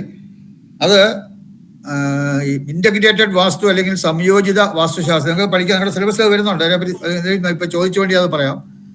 സംയോജിത വാസ്തുശാസ്ത്രം അല്ലെങ്കിൽ ഇന്റഗ്രേറ്റഡ് വാസ്തുവിൽ വളരെ വ്യക്തമായിട്ട് പറയുന്നൊരു കാര്യമുണ്ട്. അതായത് ഈ ദോഷങ്ങൾ അഫക്റ്റ് ചെയ്യുന്ന 3 വിധത്തിലാണ്. നമുക്ക് ദോഷങ്ങൾ നമ്മളെ അഫക്റ്റ് ചെയ്യുന്ന 3 വിധത്തിലാണ്. അതായത് ഫിസിക്കൽ, മെന്റൽ ആൻഡ് പിന്നെ ദൈവികമായ അതായത് ശാരീരികമായിട്ടും മാനസികമായിട്ടും പിന്നെ അതുപോലെ ദൈവികമായിട്ടുള്ള 3 വിധത്തിലുള്ള spiritual, physical, mental and spiritual, ഇങ്ങനെ 3 വിധത്തിലാണ് ഈ ദോഷങ്ങളുടെ ഫലം കിട്ടുന്നതെന്ന് ഇത് ഇന്റഗ്രേറ്റഡ് വാസ്തുവിൽ സംയോജിത വാസ്തുശാസ്ത്രം പറയുന്നുണ്ട്. ഫിസിക്കൽ എന്ന് പറഞ്ഞു കഴിഞ്ഞാൽ ശാരീരികമായിട്ടുള്ളത്. അപ്പൊ അതായത് ഇപ്പൊ ഒരു വീടിന്റെ ചുറ്റളവിന് എന്തെങ്കിലും വ്യത്യാസം വരുന്നു, ചുറ്റളവിന് എന്തെങ്കിലും ദോഷം വരുന്നു. അപ്പൊ ആ ദോഷം നമ്മൾ പിന്നെ ദോഷം മാറ്റുന്നു, അപ്പൊ അതിന്റെ ഗുണം വരുന്നു ഒക്കെ. അങ്ങനെ ചുറ്റളവിൽ നിന്നൊക്കെ വരുന്ന ദോഷങ്ങളൊക്കെ ഈ ഫിസിക്കലായിട്ടുള്ള ഇത് വരും. അത് വീട്ടിൽ താമസിക്കുന്നവർക്ക് മാത്രമേ അതിന്റെ ദോഷം വരുള്ളൂ. ഇപ്പൊ ഞാൻ ഒരു വീട് ഇവിടെ ട്രിവാൻഡ്രത്ത് വയ്ക്കുന്നു, ഞാൻ ഈ വീട് വാടകയ്ക്കോ എല്ലാം കൊടുക്കുക ഒക്കെ ചെയ്തിട്ട് ഞാൻ വേറെ എവിടെയെങ്കിലും പോയി താമസിക്കുകയാണെങ്കിൽ ഈ ഫിസിക്കലായിട്ടുള്ള ദോഷം എന്നെ അഫക്റ്റ് ചെയ്യില്ല. ആ വീട്ടിൽ ആരാണോ താമസിക്കുന്നത്, അത് ഉടമസ്ഥനായാലും ശരി, വാടകയ്ക്ക് താമസിക്കുന്ന ആളായാലും ശരി, ആരാണോ ആ വീട്ടിൽ താമസിക്കുന്നവരെ അവരെയാണ് ഈ ഫിസിക്കലായിട്ടുള്ള ദോഷം അഫക്റ്റ് ചെയ്യുന്നത്. അത് ഈ പ്രധാനമായിട്ട് ചുറ്റുകൊണ്ടുള്ള ദോഷം അങ്ങനെ ഈ അതെല്ലാം ഫിസിക്കലി വരും. പിന്നെ രണ്ടാമതെന്ന് പറയുന്നത് മെന്റൽ എന്ന് പറയുന്ന കാറ്റഗറി വരുന്ന ദോഷങ്ങളാണ്. അതായത് ഒരു വീടിനൊരു മൂലയില്ല, അതിന് ഇംഗ്ലീഷിൽ മിസ്സിംഗ് കോർണർ എന്ന് പറയും, മലയാളത്തില് അപൂർണമായ മൂല എന്ന് പറയും. അപ്പൊ അങ്ങനെ ഏതെങ്കിലും ഒരു മൂല ഇല്ലാതെ വരിക, അതല്ലെങ്കിൽ പിന്നെ ഈ മുറികൾ തെറ്റായ സ്ഥാനത്ത് വരിക. ഇപ്പോൾ നമുക്കറിയാം, ഇപ്പൊ ഒരു പൂജാമുറി തെക്ക് കിഴക്ക്, അതായത് അഗ്നിമൂലയുടെ ഭാഗത്ത് പൂജാമുറി വരുന്നു, അല്ലെങ്കിൽ ഒരു ടോയ്ലറ്റ് ഈശാനുമൂല, നോർത്ത് ഈസ്റ്റ് വടക്ക് കിഴക്ക് ഭാഗത്ത് ടോയ്ലറ്റ് വരുന്നു, അതൊക്കെ സ്ഥാനദോഷം എന്ന് പറയും. ആ സ്ഥാനദോഷം, അതുപോലെ തന്നെയുള്ള പിന്നെ ഈ മൂല ഇല്ലാതെ വരിക, അങ്ങനെയുള്ള ദോഷങ്ങളൊക്കെ ഈ മെന്റൽ എന്നുള്ള കാറ്റഗറി വരും. അങ്ങനെയുള്ള ദോഷങ്ങൾ ഈ ഇന്റഗ്രേറ്റഡ് വാസ്തുവിൽ പറയുന്നത് 50% താമസിക്കുന്നയാൾക്കും 50% ഉടമസ്ഥനുമാണെന്നാണ് പറയുന്നത്. അതായത് ആ ദോഷങ്ങളുടെ ഫലം ഞാനിവിടെ ഒരു വീട് വെച്ച് വാടകയ്ക്ക് കൊടുത്തിട്ട് ഞാനിവിടെ അമേരിക്കയിൽ പോയി താമസിച്ചാലും ശരി, ഈ 50% ഈ ദോഷങ്ങളുടെ ഫലം താമസിക്കുന്ന ആൾ അനുഭവിക്കും. 50 എക്സാക്ട് 50 അല്ല, റൗണ്ട് അബൌട്ട് ഏതാണ്ട് 50% ദോഷം താമസിക്കുന്നവരും ബാക്കി 50% ഉടമസ്ഥനാണ് വരുന്നതെന്നാണ് ഇങ്ങനെയുള്ള ദോഷങ്ങൾ. ഇനി വേറെ ഉള്ളത് സ്പിരിച്വൽ ആയിട്ടുള്ള ദോഷങ്ങൾ, ആത്മീയമായിട്ടുള്ള ദോഷങ്ങൾ. സ്പിരിച്വലുള്ള ദോഷം ഒരു ഉദാഹരണം പറയുകയാണെങ്കിൽ, ഇപ്പൊ നമ്മള് പിന്നെ ഒരു വീട് ചെയ്യുമ്പോൾ പ്രധാനമായിട്ട് ഇപ്പൊ നമ്മള് കുറ്റിയടിക്കുക, അത് കഴിഞ്ഞ് കല്ലിടുക, സ്റ്റോൺ ലേയിങ്, അത് കഴിഞ്ഞ് കട്ടിള വയ്പ്പ്, അത് കഴിഞ്ഞ് പിന്നെ ഇപ്പൊ ഉള്ളത് പിന്നെ ഹൗസ് വാമിങ്, അതായത് വീടിന് നമ്മള് പിന്നെ പാലുകാച്ചൽ നമ്മൾ സാധാരണ പറയുന്നത് പാലുകാച്ചി. മുൻപാണെങ്കിൽ ഉത്തരം വയ്പ്പ് ഉണ്ടായിരുന്നു, ഇപ്പൊ ഉത്തരം വയ്പ്പ് എന്നുള്ള ഈ കോൺക്രീറ്റ് ഉത്തരം വയ്പ്പ് എന്നുള്ള ഒരു ചടങ്ങായിട്ട് വരുന്നില്ല. പക്ഷെ മറ്റ് 4 കാര്യങ്ങൾ, അതായത് കുറ്റിയടിക്കുക, സ്റ്റോൺ ലേയിങ് ശിലാസ്ഥാപനം നടത്തുക, അതുപോലെ തന്നെ കട്ടിള വയ്ക്കുക, അതുപോലെ തന്നെ പാലുകാച്ച അല്ലെങ്കിൽ ഗൃഹപ്രവേശനം, ഇത് 4 ശരിയായ മുഹൂർത്തത്തില് പിന്നെ ഗ്രഹനാഥന്റെയും ഗ്രഹനാഥയുടെയും ഗ്രഹനിലയൊക്കെ വെച്ചിട്ട് ശരിയായ മുഹൂർത്തത്തിലൊക്കെ ചെയ്യണം എന്ന് വാസ്യാസം പറയുന്നുണ്ട്. മുഹൂർത്തം നോക്കിയിട്ട് അതനുസരിച്ച് അവിടെ നക്ഷത്രമൊക്കെ നോക്കി അങ്ങനെ വേണം ആ സമയം ശരിയായിട്ട് ജ്യോതിഷം അറിയാവുന്ന ജ്യോതിഷ പണ്ഡിതനെ കൊണ്ട് സമയം നോക്കിച്ചിട്ട് വേണം, ആ സമയം അനുസരിച്ച് മുഹൂർത്ത സമയത്ത് വേണം ഇതൊക്കെ ചെയ്യാന്ന് പറയുന്നുണ്ട്. അപ്പൊ അങ്ങനെ മുഹൂർത്തമൊക്കെ നോക്കി ചെയ്യുന്നവർക്ക് ഈ സ്പിരിച്വൽ ഫോഴ്സ് അതൊക്കെ ആത്മീയമായിട്ട് അത് സപ്പോസ് അങ്ങനെ നോക്കുന്നില്ല എന്നിരിക്കട്ടെ, ഇതിലൊന്നും വിശ്വാസമില്ലാത്തവർ ഇതൊന്നും നോക്കുന്നില്ല, അവർ ഏറ്റവും മോശമായ സമയത്ത് ചിലപ്പോൾ കുറ്റിയടിക്കുന്ന സമയം അല്ലെങ്കിൽ കല്ല് വെക്കുന്ന സമയമൊക്കെ ഏറ്റവും മോശമായ സമയമാണെന്ന് വരാം. അപ്പൊ അങ്ങനെ വരുമ്പോൾ ഉണ്ടാകുന്ന ദോഷമൊക്കെ ഈ സ്പിരിച്വൽ ആയിട്ടുള്ള ദോഷത്തിൽ വരും. അങ്ങനെ സ്പിരിച്വൽ ആയിട്ടുള്ള ദോഷം അവിടെ വാടകയ്ക്ക് താമസിക്കുന്ന ഉണ്ടെങ്കിൽ അല്ലെങ്കിൽ ആ വീട്ടിൽ താമസിക്കുന്നവർക്കല്ല അത് വരുന്നത്. താമസിക്കുന്നവർക്ക് അതിന്റെ ഉടമസ്ഥനാണ് 100% വരുന്നത്. ഉടമസ്ഥൻ അവിടെ താമസിക്കുകയാണെങ്കിൽ അയാൾക്ക് വരും. ആ ഉടമസ്ഥൻ വേറൊരിടത്താൽ താമസിക്കുകയാണെങ്കിലും ഈ 100% ദോഷവും ആ ഉടമസ്ഥനെ വരുള്ളൂ. ഈ പിന്നെ അതായത് ഇന്റഗ്രേറ്റഡ് വാസ്തു സംയോജിത വാസ്തു വളരെ വ്യക്തമായിട്ട് പറയുന്നുണ്ട്. നിങ്ങളുടെ പുസ്തകത്തിൽ നമുക്ക് പഠിക്കാനും ഉണ്ട് ആ സിലബസ് തന്നെ. അത് ഫിസിക്കൽ ആയിട്ടുള്ള കാര്യങ്ങളും മെന്റലായിട്ടും അതുപോലെ സ്പിരിച്വലായിട്ടും. അപ്പൊ ഈ 3 കാറ്റഗറി ഉണ്ട്. അപ്പൊ അതുകൊണ്ട് നമ്മൾ താമസിക്കാതിരിക്കുന്നത് കൊണ്ട് ദോഷം ഉണ്ടാവില്ല എന്ന് പറയുന്നില്ല. ഫിസിക്കലായിട്ടുള്ള ദോഷങ്ങൾ നിങ്ങളപ്പോ അവിടെ ഇടയ്ക്കിടയ്ക്ക് താമസിക്കാറുള്ളൂ പറയുന്നു. അപ്പൊ ഇടയ്ക്കിടയ്ക്ക് എത്ര സമയം താമസിക്കുന്നോ ആ സമയത്തെ നമുക്ക് ആ ദോഷം എഫക്ട് ചെയ്യും. ഇപ്പൊ ഒരു വീട് വെച്ച് അവിടെ താമസിക്കാത്ത ഒരാൾക്ക് ചുറ്റളവിന്റെ ദോഷം അയാൾക്ക് ചുറ്റളവിൽ തന്നെ വേറൊരു കാര്യമുണ്ട്. യോനി എന്ന് പറഞ്ഞിട്ടുണ്ട്. ചുറ്റളവിൽ നിന്ന് യോനി, അതിനൊക്കെ നിങ്ങൾ പഠിക്കും. യോനി എന്ന് പറഞ്ഞൊരു ഭാവമാണ്, അത് ചുറ്റളവിൽ നിന്ന് കാണുന്നതാണ് യോനി. യോനി എന്ന് പറഞ്ഞ ഒരു വീടിന്റെ ശ്വാസവും പ്രാണനുമാണെന്ന് മനുഷ്യാലേന്ദ്രിയ പറയുന്നുണ്ട്. മനുഷ്യാലേന്ദ്രിയാണ് കേരളത്തിൽ ഏറ്റവും കൂടുതൽ ഫോളോ ചെയ്യുന്ന ബുക്ക്. അതിൽ പറയുന്നുണ്ട് യോനി എന്ന് പറയുന്ന ഒരു വീടിന്റെ പ്രാണനും ശ്വാസവുമാണ്. ഏറ്റവും പ്രധാനപ്പെട്ടാണ് യോനി. അതും അളവിൽ നിന്നാണ് കണ്ടുപിടിക്കുന്നതെങ്കിൽ തന്നെയും അത് ഈ സ്പിരിച്വലിലാണ് വരുന്നത്. കാരണം പ്രാണൻ എന്ന് പറഞ്ഞാൽ നമുക്കറിയാം, പ്രാണൻ എന്ന് പറഞ്ഞാൽ ഒരു സ്പിരിച്വൽ ലെവലിൽ വരുന്നതാണ്. അപ്പൊ അതുകൊണ്ട് പിന്നെ ഇപ്പൊ ആയം, വ്യയം, നക്ഷത്രം, വാരം എന്നൊക്കെ പറഞ്ഞ് കുറെ കാര്യങ്ങളുണ്ട്. അതെല്ലാം ഫിസിക്കലായിട്ടുള്ളതാണ്. പക്ഷെ ഈ അളവിൽ നിന്ന് തന്നെ വരുന്ന യോനി എന്ന് പറയുന്നത് സ്പിരിച്വൽ ആയിട്ടുള്ള ഒരു ഇതായിട്ട് വരും. അപ്പൊ അത് യോനിപ്പൊരുത്തം ഇല്ലാത്ത വീട്ടിലൊക്കെ യോനിപ്പൊരുത്തം ഇല്ലാത്ത വീട്ടിൽ താമസിക്കുക എന്ന് പറയും, യോനി നോക്കിയിട്ട്. അങ്ങനെ യോനിപ്പൊരുത്തം ഇല്ലാത്ത വീട്ടിലാണ് നമ്മൾ താമസിക്കുന്നതെങ്കിൽ അത് താമസിക്കണമെന്നില്ല. അത് നമുക്ക് എവിടെ താമസിച്ചാലും ഈ ദോഷം നമ്മളെ അഫക്ട് ചെയ്യും. പിന്നെ 3 തരത്തിലുള്ള ദോഷം ഉള്ളതായിട്ടാണ് പറയുന്നുണ്ട്. അപ്പൊ അതൊരു ഐഡിയ കിട്ടിയോ? ചോദിച്ചത് സുമേഷാണോ ചോദിച്ചത്? ഞാനാണ് ചോദിച്ചത്. അതെ, മനസ്സിലായോ? ക്ലിയർ ആയോ? അത് ഏകദേശം ക്ലിയർ ആയിട്ട്. ഓക്കെ. അത് ഇതേ ഉള്ളൂ. നമ്മൾ താമസിക്കുന്നതിന്റെ എത്ര സമയം താമസിക്കുന്നോ അതനുസരിച്ചേ ഉള്ളൂ ഫിസിക്കൽ ഫോഴ്സ് വരുന്നത്. അതേസമയം മെന്റൽ ഫോഴ്സ് നമ്മൾ താമസിച്ചാലും ഇല്ലെങ്കിലും 50% നമുക്ക് അഫക്റ്റ് ചെയ്യും. അത് വീടിന്റെ ഓരോ സ്ഥലങ്ങളുടെ ഇപ്പൊ ഗേറ്റിന്റെ സ്ഥാനം മാറി ഗേറ്റ് ചെയ്യുക, അല്ലെങ്കിൽ ടോയ്ലറ്റിന്റെ സ്ഥാനം ദോഷമായ സ്ഥാനം, അതായത് എല്ലാത്തിനും ഉത്തമം, മധ്യമം, അധമം സ്ഥാനങ്ങളുണ്ട്. അധമമായ സ്ഥാനത്ത് ടോയ്ലറ്റ് അല്ലെങ്കിൽ ഗേറ്റ് അല്ലെങ്കിൽ പിന്നെ സെപ്റ്റിക് ടാങ്ക്, പൂജാമുറി, അതൊക്കെ അധമമായ സ്ഥാനത്ത് വന്നു കഴിഞ്ഞാൽ അതിന്റെ ദോഷങ്ങൾ വരും. ആ ദോഷങ്ങൾ നമ്മൾ കുറച്ച് സമയം താമസിച്ചാലും കൂടുതൽ സമയം താമസിച്ചാലും ഒക്കെ അതിന്റെ 50% ദോഷം നമുക്ക് വന്നിരിക്കും. പിന്നെ സമയത്ത് മുഹൂർത്തം നോക്കാതെ ചെയ്യുന്നതിനുള്ള ദോഷങ്ങൾ 100% നമുക്ക് വന്നിരിക്കും, നമ്മൾ വീട്ടിൽ താമസിച്ചാലും ഇല്ലെങ്കിലും. ക്ലിയർ ആയല്ലോ? മറ്റെന്തെങ്കിലും? സാറേ, ഒരു കോമ്പൗണ്ടിൽ 2-3 വീടുകൾ വെക്കുമ്പോഴേ ഇടയ്ക്ക് മതിലില്ലാന്ന് വിചാരിച്ചാല് ഇപ്പൊ നമ്മുടെ വീട് കറക്റ്റ് ആയിട്ടാണ് വെച്ചെങ്കിൽ മറ്റൊരു ദോഷമായിട്ടാണ് വെക്കണമെങ്കിൽ ആ ദോഷം ഇപ്പുറത്തോട്ട് വരും, ഇപ്പുറത്തോട്ട് ബാധിക്കും. ഓക്കെ, പറയാതെ. അതായത് നമ്മള് പിന്നെ ഓരോ വീടിനും ഓരോ വാസ്തുമണ്ഡലം വേണമെന്നുണ്ട്. ചുറ്റുമതിൽ വേണം നിർബന്ധമാണ്. ചിലരൊക്കെ ചിലപ്പോൾ സ്വന്തം സഹോദരനായിരിക്കാം, അല്ലെങ്കിൽ വളരെ അടുത്ത ബന്ധുക്കളായിരിക്കാം, അല്ലെങ്കിൽ വളരെ അടുത്ത സുഹൃത്തുക്കളായിരിക്കാം. നമ്മുടെ ഇടയിൽ ഒരു മതിൽക്കെട്ട് വേണ്ട എന്നൊക്കെ പറഞ്ഞിട്ട് ഒരേ പുരാണത്തിൽ തന്നെ അല്ലെങ്കിൽ ഒരു വാസ്തുമണ്ഡലത്തിൽ അല്ലെങ്കിൽ ഒരു വസ്തുവിൽ തന്നെ 2 വീട് വെക്കും. ഇത് 2 വീട്ടുകാർക്കും ദോഷമാണ്. എത്ര ക്ലോസ് ആയ ആൾക്കാരായാലും ശരി, ആർക്കായാലും ശരി, ആ വീടിന്റെ ദോഷം 2 പേർക്കും വരും. കാരണം നമുക്ക് അത് നമ്മുടെ ഒരു ചെറിയ എക്സാമ്പിൾ പറയുകയാണെങ്കിൽ നമ്മുടെ കോശങ്ങൾ, നമ്മുടെ ശരീരത്തിലെ ലക്ഷക്കണക്കിന് കോടിക്കണക്കിന് കോശങ്ങൾ പിന്നെ കൊണ്ട് നമ്മുടെ ശരീരം നിർമ്മിച്ചിരിക്കുന്നത് നമുക്ക് അറിയാം. സെല്ല് കൊണ്ടാണ്, സെൽസാണ്. ഈ സെല്ലിലൊക്കെ ഈ പ്രോട്ടോൺ, ന്യൂട്രോൺ, അതുപോലെ തന്നെ പിന്നെ ഇലക്ട്രോൺ, ഈ 3 കാര്യങ്ങൾ നമ്മൾ പലരും അത് പഠിച്ചതായിരിക്കും. പ്രോട്ടോൺ എന്ന് പറഞ്ഞാൽ പോസിറ്റീവായിട്ടുള്ള ചാർജാണ്, ഇലക്ട്രോൺ എന്ന് പറഞ്ഞാൽ നെഗറ്റീവായിട്ടുള്ള ചാർജാണ്, ന്യൂട്രോൺ എന്ന് പറഞ്ഞാൽ ന്യൂട്രൽ ആണ്, പോസിറ്റീവ് അല്ല നെഗറ്റീവ് അല്ല, ന്യൂട്രൽ ആയിട്ടുള്ള ചാർജ്. ഇങ്ങനെ 3 തരത്തിലുള്ള ചാർജുകൾ. ഇത് വേറെ ചിലതൊക്കെ ഉണ്ട്. എന്നാൽ ഈ 3 പ്രധാനമായിട്ടും ഈ 3 തരത്തിലുള്ള ഒരു ചാർജ് അല്ലെങ്കിൽ ഒരു ശക്തി ഓരോ നമ്മുടെ ആറ്റത്തിലും ഉണ്ട്. നമ്മുടെ ശരീരത്തിലുള്ള ഓരോ ആറ്റത്തിലും ഈ 3 ഉണ്ട്. അപ്പൊ ഇതില് ഈ പിന്നെ പ്രോട്ടോൺ എന്ന് പറയുന്ന പോസിറ്റീവ് ആയിട്ടുള്ള എനർജി സെൻട്രലിലോട്ടാണ് വരും. അതുകൊണ്ട് പ്രോട്ടോൺ എപ്പോഴും സെൻട്രലിലോട്ട് വരും. അതിന്റെ ആ ഒരു സ്വഭാവം എന്ന് പറഞ്ഞാൽ ഒരു ആറ്റത്തിലാണെങ്കിൽ ആറ്റത്തിന്റെ സെന്ററിലോട്ട് വരാനാണ്. അതുപോലെ ഇലക്ട്രോൺ ആണെങ്കിൽ അത് വെളിയിലോട്ട് പോകാനാണ്. അതുകൊണ്ടാണ് ഈ ഇലക്ട്രോൺ ഇങ്ങനെ ചുറ്റി കറങ്ങിക്കൊണ്ടിരിക്കുമ്പോഴത്തേക്ക് ആ ഇലക്ട്രോണിനെ ഒരു വോൾട്ടേജ് നമ്മൾ അപ്ലൈ ചെയ്ത് കഴിഞ്ഞാൽ ഇലക്ട്രിസിറ്റി എന്ന് പറയുന്നത് തന്നെ ഒരു വോൾട്ടേജ് അപ്ലൈ ചെയ്യുമ്പോൾ ഇലക്ട്രോൺ ആ വോൾട്ടേജ് അനുസരിച്ച് ഇങ്ങനെ ഓരോ ആറ്റത്തിൽ നിന്ന് മറ്റേ ആറ്റം അതിങ്ങനെ ചാടി പോകും. അപ്പൊ അങ്ങനെ പോകുന്നതിനാണ് നമ്മൾ ഇലക്ട്രിക് കറണ്ട് എന്ന് പറയുന്നത്. ആ ഇലക്ട്രിക് കറണ്ടിനെ പാസ് ചെയ്തുകൊണ്ടിരിക്കും. അപ്പൊ ഇതേ പ്രിൻസിപ്പിൾ തന്നെയാണ് ഈ വീടുകൾക്കുള്ളത്. അതായത് ഒരു വീട്ടിലുള്ള പോസിറ്റീവ് എനർജി, എല്ലാ വീട്ടിലും പോസിറ്റീവ് നെഗറ്റീവ് ഒക്കെ കാണും. അത് പോസിറ്റീവ് എനർജി എത്രത്തോളം വർദ്ധിപ്പിക്കാമോ അത്രത്തോളം നല്ലതാണ്. നെഗറ്റീവ് എനർജി എത്രത്തോളം കുറയ്ക്കാമോ അത്രത്തോളം നല്ലതാണ്.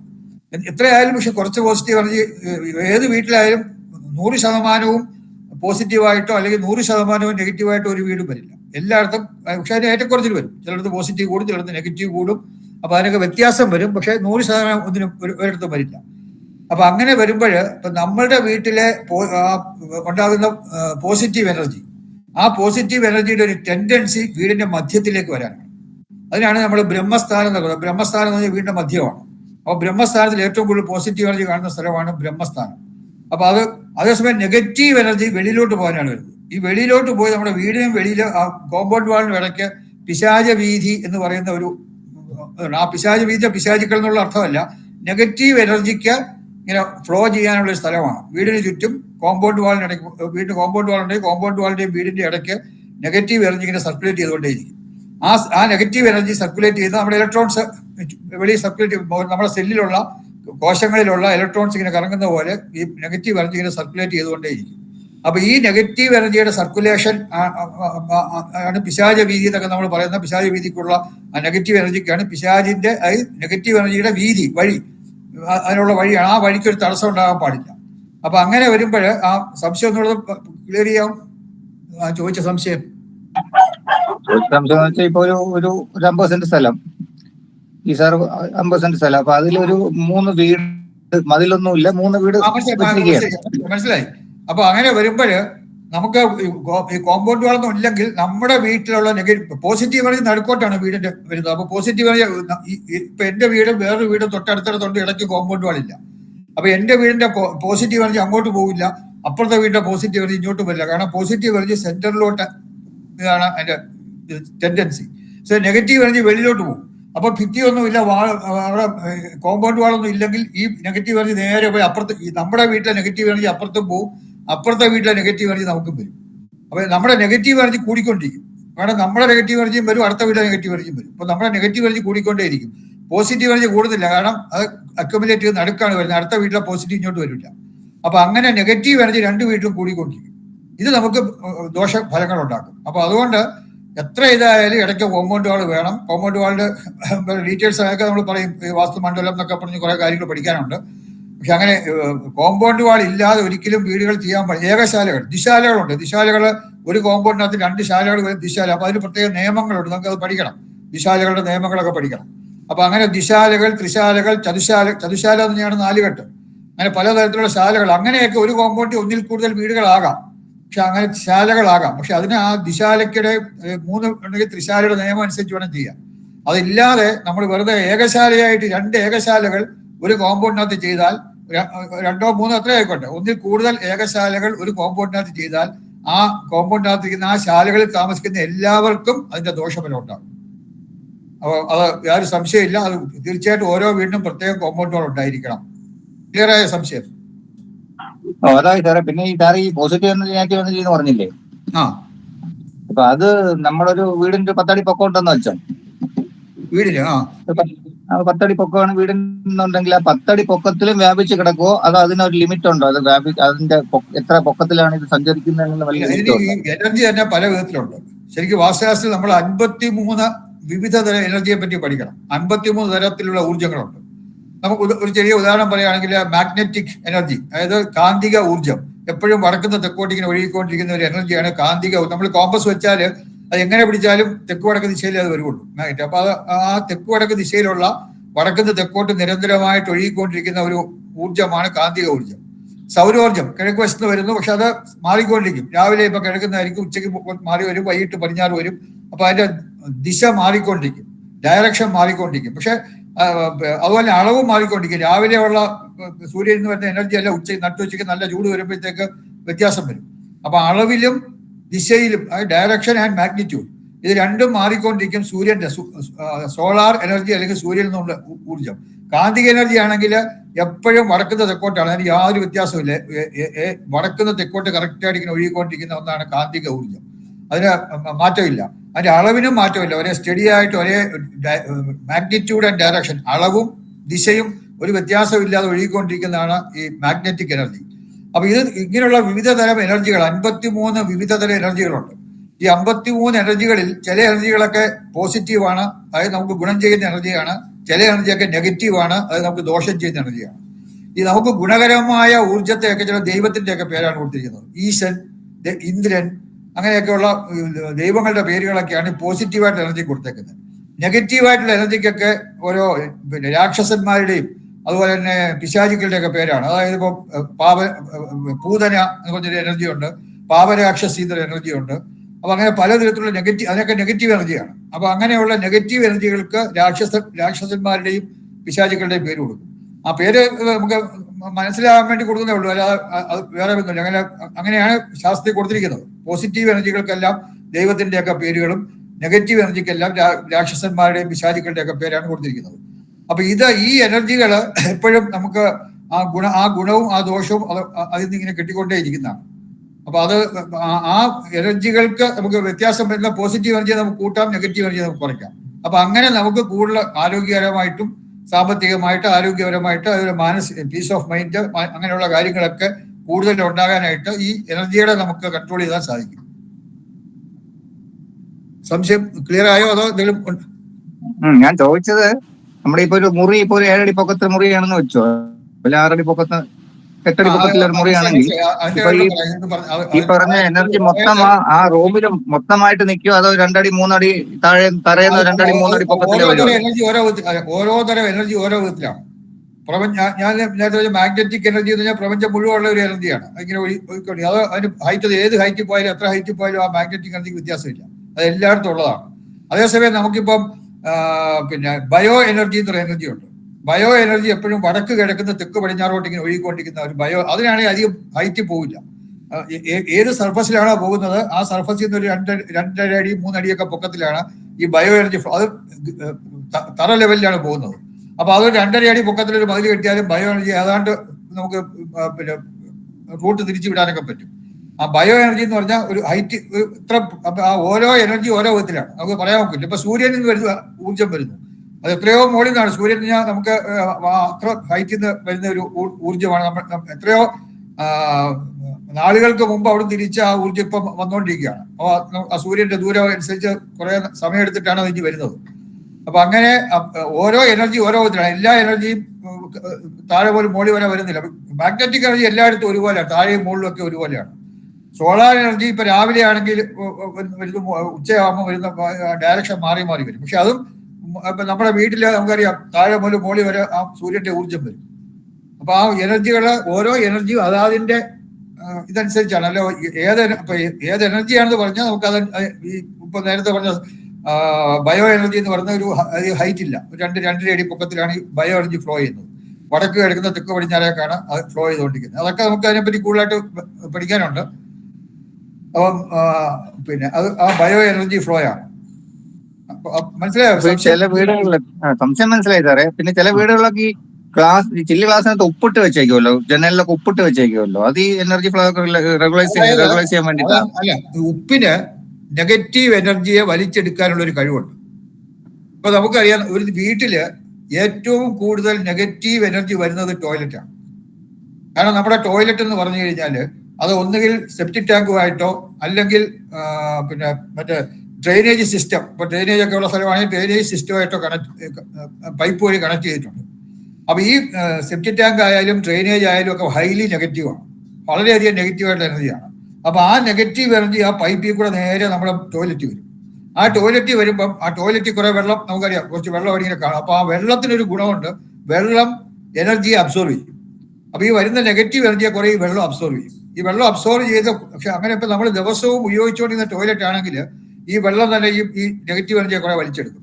അതേസമയം ഉപയോഗിക്കാതിരിക്കാൻ ചിലപ്പോൾ നമ്മുടെ ഏതെങ്കിലും ഗസ്റ്റ് റൂമിന്റെ ടോയ്ലറ്റ് ആയിരിക്കും, ഗസ്റ്റ് വരുമ്പോഴായിരിക്കും അത് ഉപയോഗിക്കുന്നത്. ചിലപ്പം കുറെ ദിവസങ്ങൾ ഉപയോഗിക്കാതിരിക്കുകയാണെങ്കിൽ ഈ ടോയ്ലറ്റിലേക്ക് വരുന്ന സെപ്റ്റിക് ടാങ്കിൽ നിന്നും അല്ലെങ്കിൽ ഡ്രെയിനേജിൽ നിന്ന് വരുന്നൊക്കെ നെഗറ്റീവ് എനർജി ഈ വെള്ളം അബ്സോർവ് ചെയ്ത് കുറെ കഴിയുമ്പോൾ ഈ വെള്ളം സാച്ചുറേറ്റഡ് ആവും. ഈ നെഗറ്റീവ് എനർജി കൊണ്ട് അത് പിന്നെ അതിന് നെഗറ്റീവ് എനർജി അബ്സോർവ് ചെയ്യാൻ കഴിയാതെ വരും, മാക്സിമം അബ്സോർവ് ചെയ്യും, സാച്ചുറേറ്റഡ് എന്ന് പറയും. അപ്പൊ അങ്ങനെ വന്നു കഴിഞ്ഞാൽ പിന്നെ വരുന്ന നെഗറ്റീവ് എനർജി നേരെ നമ്മുടെ മുറിയിലേക്ക് വന്ന് ആ ടോയ്ലറ്റിൽ നിന്ന് മറ്റു മുറികളിലേക്ക് വരും. അപ്പൊ അതുകൊണ്ട് നമ്മൾ സ്ഥിരമായിട്ട് ഉപയോഗിക്കുന്ന ടോയ്ലറ്റ് അല്ലെങ്കിൽ, എല്ലാ ദിവസവും ഉപയോഗിക്കുന്ന ടോയ്ലറ്റ് അല്ലെങ്കിൽ ഒന്നുകിൽ ദിവസവും അത് ഫ്ലഷ് ചെയ്യണം, അല്ലെങ്കിൽ അവിടെ ഒരു ബക്കറ്റ് വെള്ളം എടുത്ത് അതിലേക്ക് ഒഴിക്കണം. അപ്പൊ ആ പഴയ വെള്ളം പോയിട്ട് പുതിയ വെള്ളം വരും, അതല്ലെങ്കിൽ ആ നെഗറ്റീവ് എനർജി സ്പ്രെഡ് ചെയ്യും. അപ്പൊ അത് നമ്മൾ പിന്നെ പ്രത്യേകം ശ്രദ്ധിക്കേണ്ട ഒന്നാണ്. അപ്പൊ ആ നെഗറ്റീവ് എനർജിയും എത്രത്തോളം കുറയ്ക്കാൻ സാധിക്കുമോ അത്രത്തോളം കുറയ്ക്കുക എന്നുള്ളത് നമ്മുടെ ഒരു എയിമാണ്. ഇതൊരു ചെറിയ ചെറിയ കാര്യങ്ങളൊക്കെ അതിനകത്ത് ഒരുപാടുണ്ട് ഇങ്ങനെ. അപ്പൊ ഈ ഉപ്പിന്റെ കാര്യം പറഞ്ഞു. നമ്മളിപ്പോ ടോയ്ലറ്റിനകത്ത് ഒരു പിഞ്ഞാണി പാത്രത്തില്, മെറ്റലുള്ള പാത്രമൊന്നും ആയിരുന്നു, പിഞ്ഞാണികളുള്ള പാത്രത്തില് കുറച്ച് നമ്മള് ആഹാരമൊക്കെ കഴിക്കാനോ ഒക്കെ എടുക്കുന്ന പോലത്തെ കുറച്ച് വലിപ്പമുള്ള ഇങ്ങനെ ഒരു പിഞ്ഞാണി പാത്രത്തില് കുറച്ച് ഉപ്പ്, അത് കല്ലുപ്പാണ് ഏറ്റവും നല്ലത്, ഒരു കുറച്ച് കല്ലുപ്പ് അതിനകത്ത് നിരത്തി വെക്കണം. നിരത്തിയിട്ട് അത് ബാത്റൂമിലെ വെള്ളം ഒരു കൂടുതൽ വീഴാൻ തറയല്ല കുറച്ച് പൊക്കി വെക്കുക. പൊക്കി വെച്ചാൽ ആ റൂമിൽ, ടോയ്ലറ്റിലാണ് ഏറ്റവും നെഗറ്റീവ് എനർജി എന്ന് പറയുന്നത്, ഈ നെഗറ്റീവ് എനർജി ഈ ഉപ്പ് അബ്സോർവ് ചെയ്യും, അത് അതിനെ വലിച്ചെടുക്കും. അങ്ങനെ വലിച്ചെടുത്ത് അപ്പൊ അങ്ങനെ വരുമ്പോൾ നമുക്ക് വരുന്ന നെഗറ്റീവ് എനർജി കുറയും. പക്ഷെ ശ്രദ്ധിക്കേണ്ട ഒരു കാര്യം, ആഴ്ചയിൽ ഒരിക്കലെങ്കിലും ഈ ഉപ്പ് നമ്മൾ മാറ്റണം. അല്ലെങ്കിൽ ഈ ഉപ്പ് നേരത്തെ പറഞ്ഞ സാച്ചുറേറ്റഡ് ആയിട്ട് പിന്നെ നെഗറ്റീവ് എനർജി വലിക്കാതെ അതിലുള്ള നെഗറ്റീവ് എനർജി പിന്നെ നമ്മുടെ വീട്ടിലേക്ക് വരും. അപ്പൊ അതുകൊണ്ട് ആഴ്ചയിൽ ഒരിക്കലെങ്കിലും ഈ ഉപ്പ് നമ്മൾ ആ ഫ്ലഷിൽ തന്നെ ഇട്ട് ഫ്ലഷ് ചെയ്തിട്ട് നല്ലൊരു കഴുകി വൃത്തിയായിട്ട് കൈകൊണ്ട് സോപ്പെല്ലാം ഇട്ട് കൈയൊക്കെ വൃത്തിയായിട്ട് കഴുകുക. അപ്പൊ അങ്ങനെ നമുക്ക് കുറയ്ക്കാൻ പറ്റും. അത് ഉപ്പിൽ അങ്ങനെ ഒരു പ്രത്യേക ഇതുകൊണ്ട് നെഗറ്റീവ് എനർജിയെ വലിച്ചെടുക്കാനുള്ള ഒരു ശക്തി ഉപ്പിനുണ്ട്. അതുകൊണ്ടാണ് ഈ ഉപ്പ് ജനലിലൂടെ വെച്ച് കഴിഞ്ഞാലും വെളിയിൽ നിന്ന് വരുന്ന നെഗറ്റീവ് എനർജി കുറേയൊക്കെ ഉപ്പ് അബ്സോർവ് ചെയ്യും. ക്ലിയർ ആയോ സംശയം? അതുകൊണ്ടായിരിക്കും പണ്ടുള്ളവർ ഈ സ്കൂളിലൊക്കെ പോകുമ്പോൾ മാങ്ങയൊക്കെ പൊട്ടിച്ച് കടയില് ചാക്കിൽ വെച്ചേക്കടെ ഉപ്പ് മുക്കി തിന്നില്ലെന്ന് പറയണത് അതുകൊണ്ടായിരിക്കും അല്ലേ? സ്കൂളിലൊക്കെ പോകുമ്പോ വെളിയിലൊക്കെ ഓപ്പൺ ആയിട്ടിരിക്കുന്ന ഉപ്പ് വെളിയിലുള്ള നെഗറ്റീവ് എനർജി ഒക്കെ കുറെ വലിച്ചെടുക്കും. അതുകൊണ്ടായിരിക്കും ബാത്റൂമിന്റെ വാതിൽ തുറന്നിടല്ലെന്ന് പറയുന്നത്. ബാത്റൂമിന്റെ വാതില് അല്ല, വീട്ടിൽ പാചകം ചെയ്യാനൊക്കെ ഉപ്പ് ഉപയോഗിക്കുന്ന ഉപ്പ് നല്ല ക്ലോസ്ഡ് ആയിട്ടുള്ള ഇതിനകത്ത് അടച്ചു വെക്കണം. അടച്ചു വെച്ചിട്ടില്ലെങ്കിൽ അറ്റ്മോസ്ഫിയറിൽ നിന്നുള്ള നെഗറ്റീവ് എനർജി ഉപ്പ് വലിച്ചെടുക്കും, നമ്മൾ ആ നെഗറ്റീവ് എനർജി ആയിരിക്കും നമ്മുടെ ഉള്ളിൽ പോകുന്നത്. അപ്പൊ അതുകൊണ്ട് എപ്പോഴും ഉപ്പ് പിന്നെ സൂക്ഷിക്കുന്ന പാത്രങ്ങളൊക്കെ നല്ല എയർ ടൈറ്റ് ആയിട്ട് നമ്മൾ അടച്ച് തന്നെ അത്യാവശ്യം തുറന്ന ഉടനെ തന്നെ അടയ്ക്കുക. വേറെ എന്തെങ്കിലും മറ്റെന്തെങ്കിലും സംശയം ഉണ്ടെങ്കിൽ ചോദിക്കാം.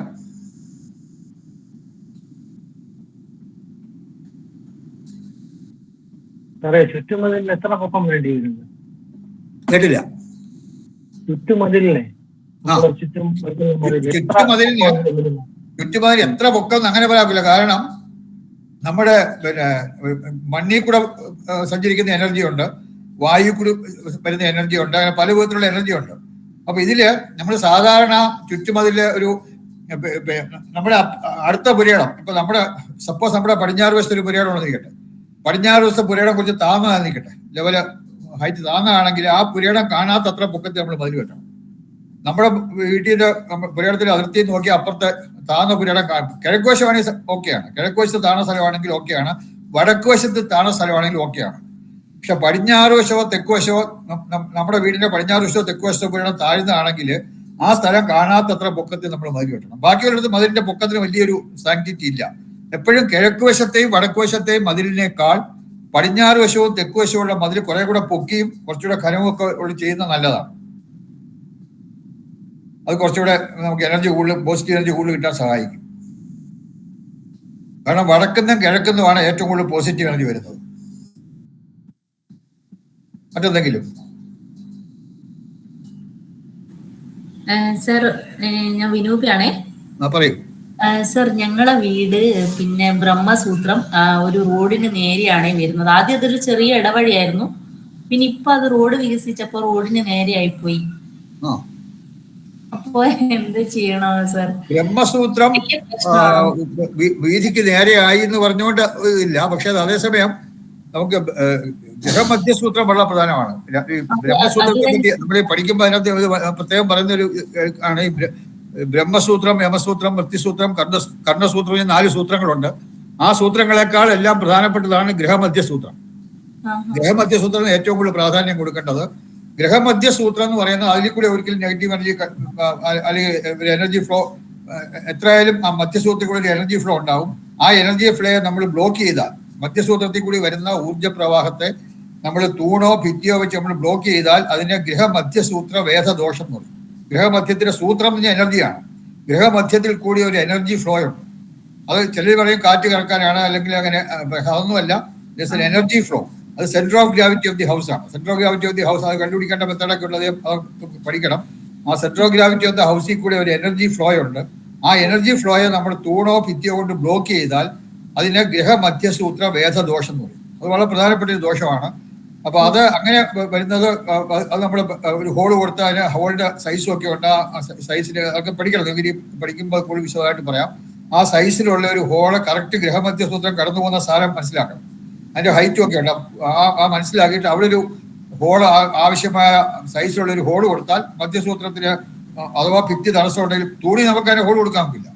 തൂണിൽ അത് കൊടുക്കാൻ പറ്റില്ല, അതിന് വേറെ രീതിയിൽ വരും. പക്ഷെ മതിൽ കൊണ്ട്, ഭിത്തി കൊണ്ട്, വീടിനകത്തുള്ള ഭിത്തി കൊണ്ട് ബ്ലോക്ക് ചെയ്താൽ, വീടിനകത്തോ അല്ലെങ്കിൽ വെളി വരുന്ന ഭിത്തി കൊണ്ട് ബ്ലോക്ക് ചെയ്താൽ അവിടെ നമുക്ക് ഹോൾ കൊടുത്ത് ചെയ്യാം. ഹോൾ കൊടുത്ത് ചെയ്യാൻ പറ്റാത്ത ചില കണ്ടീഷൻസ് ഉണ്ട്. അതെങ്ങനെ ചെയ്യണം അതുമൊക്കെ നമുക്ക് വിശദമായിട്ട് ഈ കോഴ്സിൽ പഠിക്കണം. അത് അതേസമയം ബ്രഹ്മസൂത്രം പടിഞ്ഞാറോട്ട് വരുന്ന സൂത്രമാണ്. അത് നമ്മൾ ചരിഞ്ഞ വീടാണെങ്കിൽ ഇത് ചരിഞ്ഞു വരും. അത് കൂടുതൽ ഇപ്പം പറഞ്ഞാൽ പെട്ടെന്ന് മനസ്സിലാവില്ല. അത് അതിന്റെ പടമൊക്കെ അത് ബ്രഹ്മസൂത്രം. അതുപോലെ യമസൂത്രം, തെക്ക് വടക്കുള്ളവരാണ് യമസൂത്രം, കിഴക്ക് പടിഞ്ഞാറുള്ള ബ്രഹ്മസൂത്രം. ആ ബ്രഹ്മസൂത്രം കടന്നു പോകുന്നതിന് നമുക്കൊരു ഹോൾ അങ്ങനെ അത് മുകളിലായിട്ട് ആ കറക്റ്റ് സ്ഥാനം കണ്ടുപിടിച്ചിട്ടൊരു ഒരു എയർ ഹോൾ പോലെ കൊടുത്താലും മതി, അത് കടന്നു പോകും. ബ്രഹ്മസൂത്രം, യമസൂത്രം അല്ല, അത് കുറച്ചുകൂടെ പ്രധാനപ്പെട്ടതാണ്. കറക്റ്റായിട്ട് അതിന് ഹോൾ കൊടുക്കണം. പഠിക്കുമ്പോൾ മനസ്സിലാക്കാം കൂടുതലായിട്ട്. അത് പഠിക്കുമ്പോൾ അത് കംപ്ലീറ്റ് ആയിട്ട് ഇപ്പൊ ഈ ഒരു 10 മിനിറ്റ് കൊണ്ട് പറഞ്ഞ് എക്സ്പ്ലെയിൻ ചെയ്യാൻ പറ്റില്ല.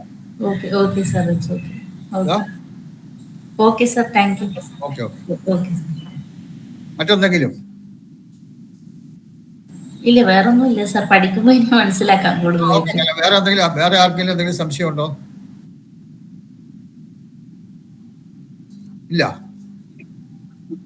അപ്പൊ എല്ലാവരും ഈ കോഴ്സ് ജോയിൻ ചെയ്യുക.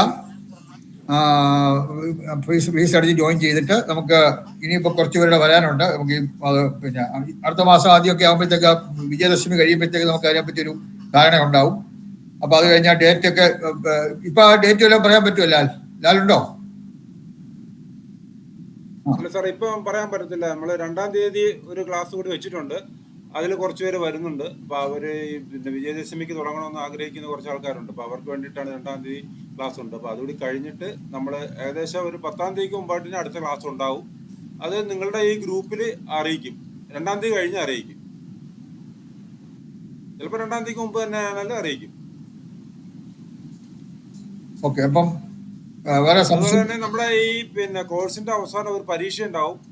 പരീക്ഷ എഴുതുന്നവർക്കെല്ലാം നമ്മുടെ സ്ഥാപനത്തിന്റെ സർട്ടിഫിക്കറ്റ് കൊടുക്കുന്നുണ്ട്. പിന്നെ അതുപോലെ തന്നെ നമ്മൾ ഈ നാക്ടെക് എന്ന് പറയുന്ന ഒരു സ്ഥാപനത്തിന്റെ അംഗീകാരമുണ്ട്. അത് സെൻട്രൽ ഗവൺമെന്റുമായിട്ട് ബന്ധപ്പെട്ടുള്ള ഒരു സ്ഥാപനമാണ്.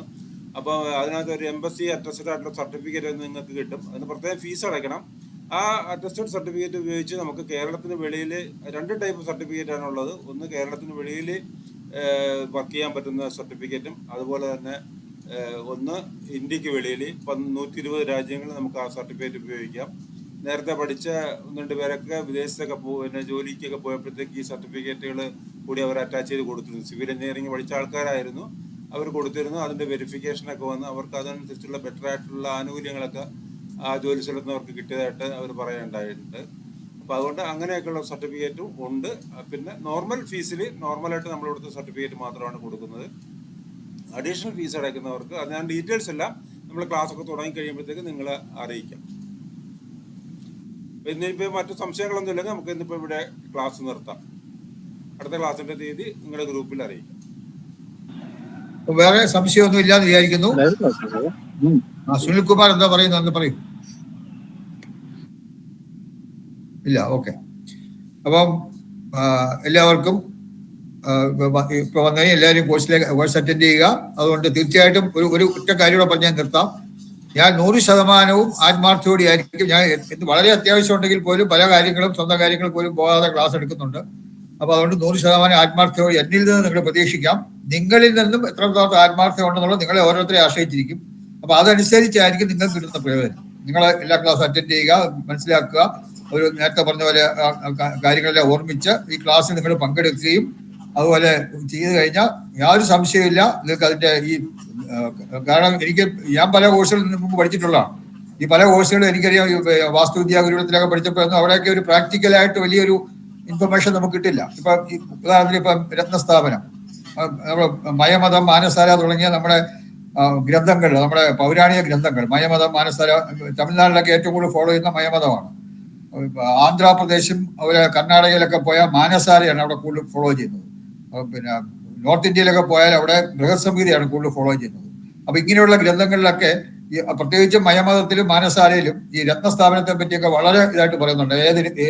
ഏത് ദോഷത്തിന് ഏത് രത്നം എവിടെ വെക്കണം എന്നൊക്കെ പറഞ്ഞുള്ള ഡീറ്റെയിൽസ് ഉണ്ട്. അപ്പൊ ആ രത്നസ്ഥാപനമൊക്കെ ഇന്ന് വളരെ ചുരുക്കം പേർക്ക് മാത്രമേ ചെയ്യാറുള്ളൂ. രത്നസ്ഥാപനത്തിന്റെ ഗുണം എന്ന് പറഞ്ഞാൽ നമുക്ക് വിചാരിക്കാൻ പോലും പറ്റില്ല. അങ്ങനെ രത്നസ്ഥാപനം ചെയ്തിട്ടുള്ള വീടുകൾക്ക് അവർക്കുണ്ടായിട്ടുള്ള വ്യത്യാസം ഞാൻ തന്നെ ഒരുപാട് ഇപ്പം 100-ൽ പരം, 100 അതിലൊക്കെ വളരെ കൂടുതൽ വീടുകളിൽ ദോഷത്തിനനുസരിച്ചുള്ള രത്നസ്ഥാപനങ്ങൾ ചെയ്തിട്ടുണ്ട്. അപ്പൊ ആ രത്നസ്ഥാപനങ്ങളൊക്കെ ചെയ്യുന്നത് നിങ്ങൾ തിയറിറ്റിക്കൽ പഠിച്ചാൽ തന്നെ കുറെ മനസ്സിലാവും. പക്ഷെ പ്രാക്ടിക്കലായിട്ട് നേരിട്ട് കാണുകയും കൂടെ ചെയ്താൽ നിങ്ങൾക്ക് കൂടുതൽ മനസ്സിലാക്കാൻ സാധിക്കും. അപ്പൊ അങ്ങനെയുള്ള ആ ദോഷപരിഹാര രീതികളൊക്കെ അപൂർവം ചില വാസ്തു ചെയ്യുന്നുണ്ടില്ലെന്ന് പറയുന്നില്ല. പക്ഷെ അത് വളരെ എഫക്റ്റീവായിട്ടുള്ള രത്നസ്ഥാപനം, അതുപോലെ പിരമിഡ് സ്ഥാപനങ്ങളോ അങ്ങനെയുള്ള കാര്യങ്ങളും ഒക്കെ വളരെയധികം രോഗങ്ങൾക്ക് അത് ഫലപ്രദമായ രോഗശാന്തിക്ക് അല്ലെങ്കിൽ വാസ്തുദോഷ പരിഹാരങ്ങൾ ഉണ്ട്.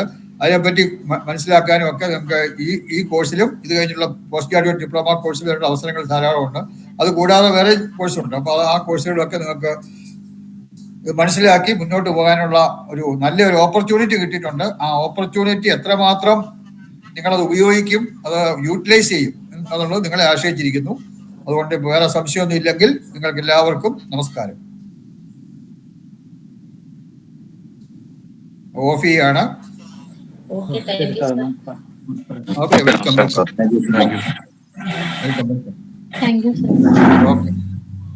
ഓഫിയാണ്. Okay sir.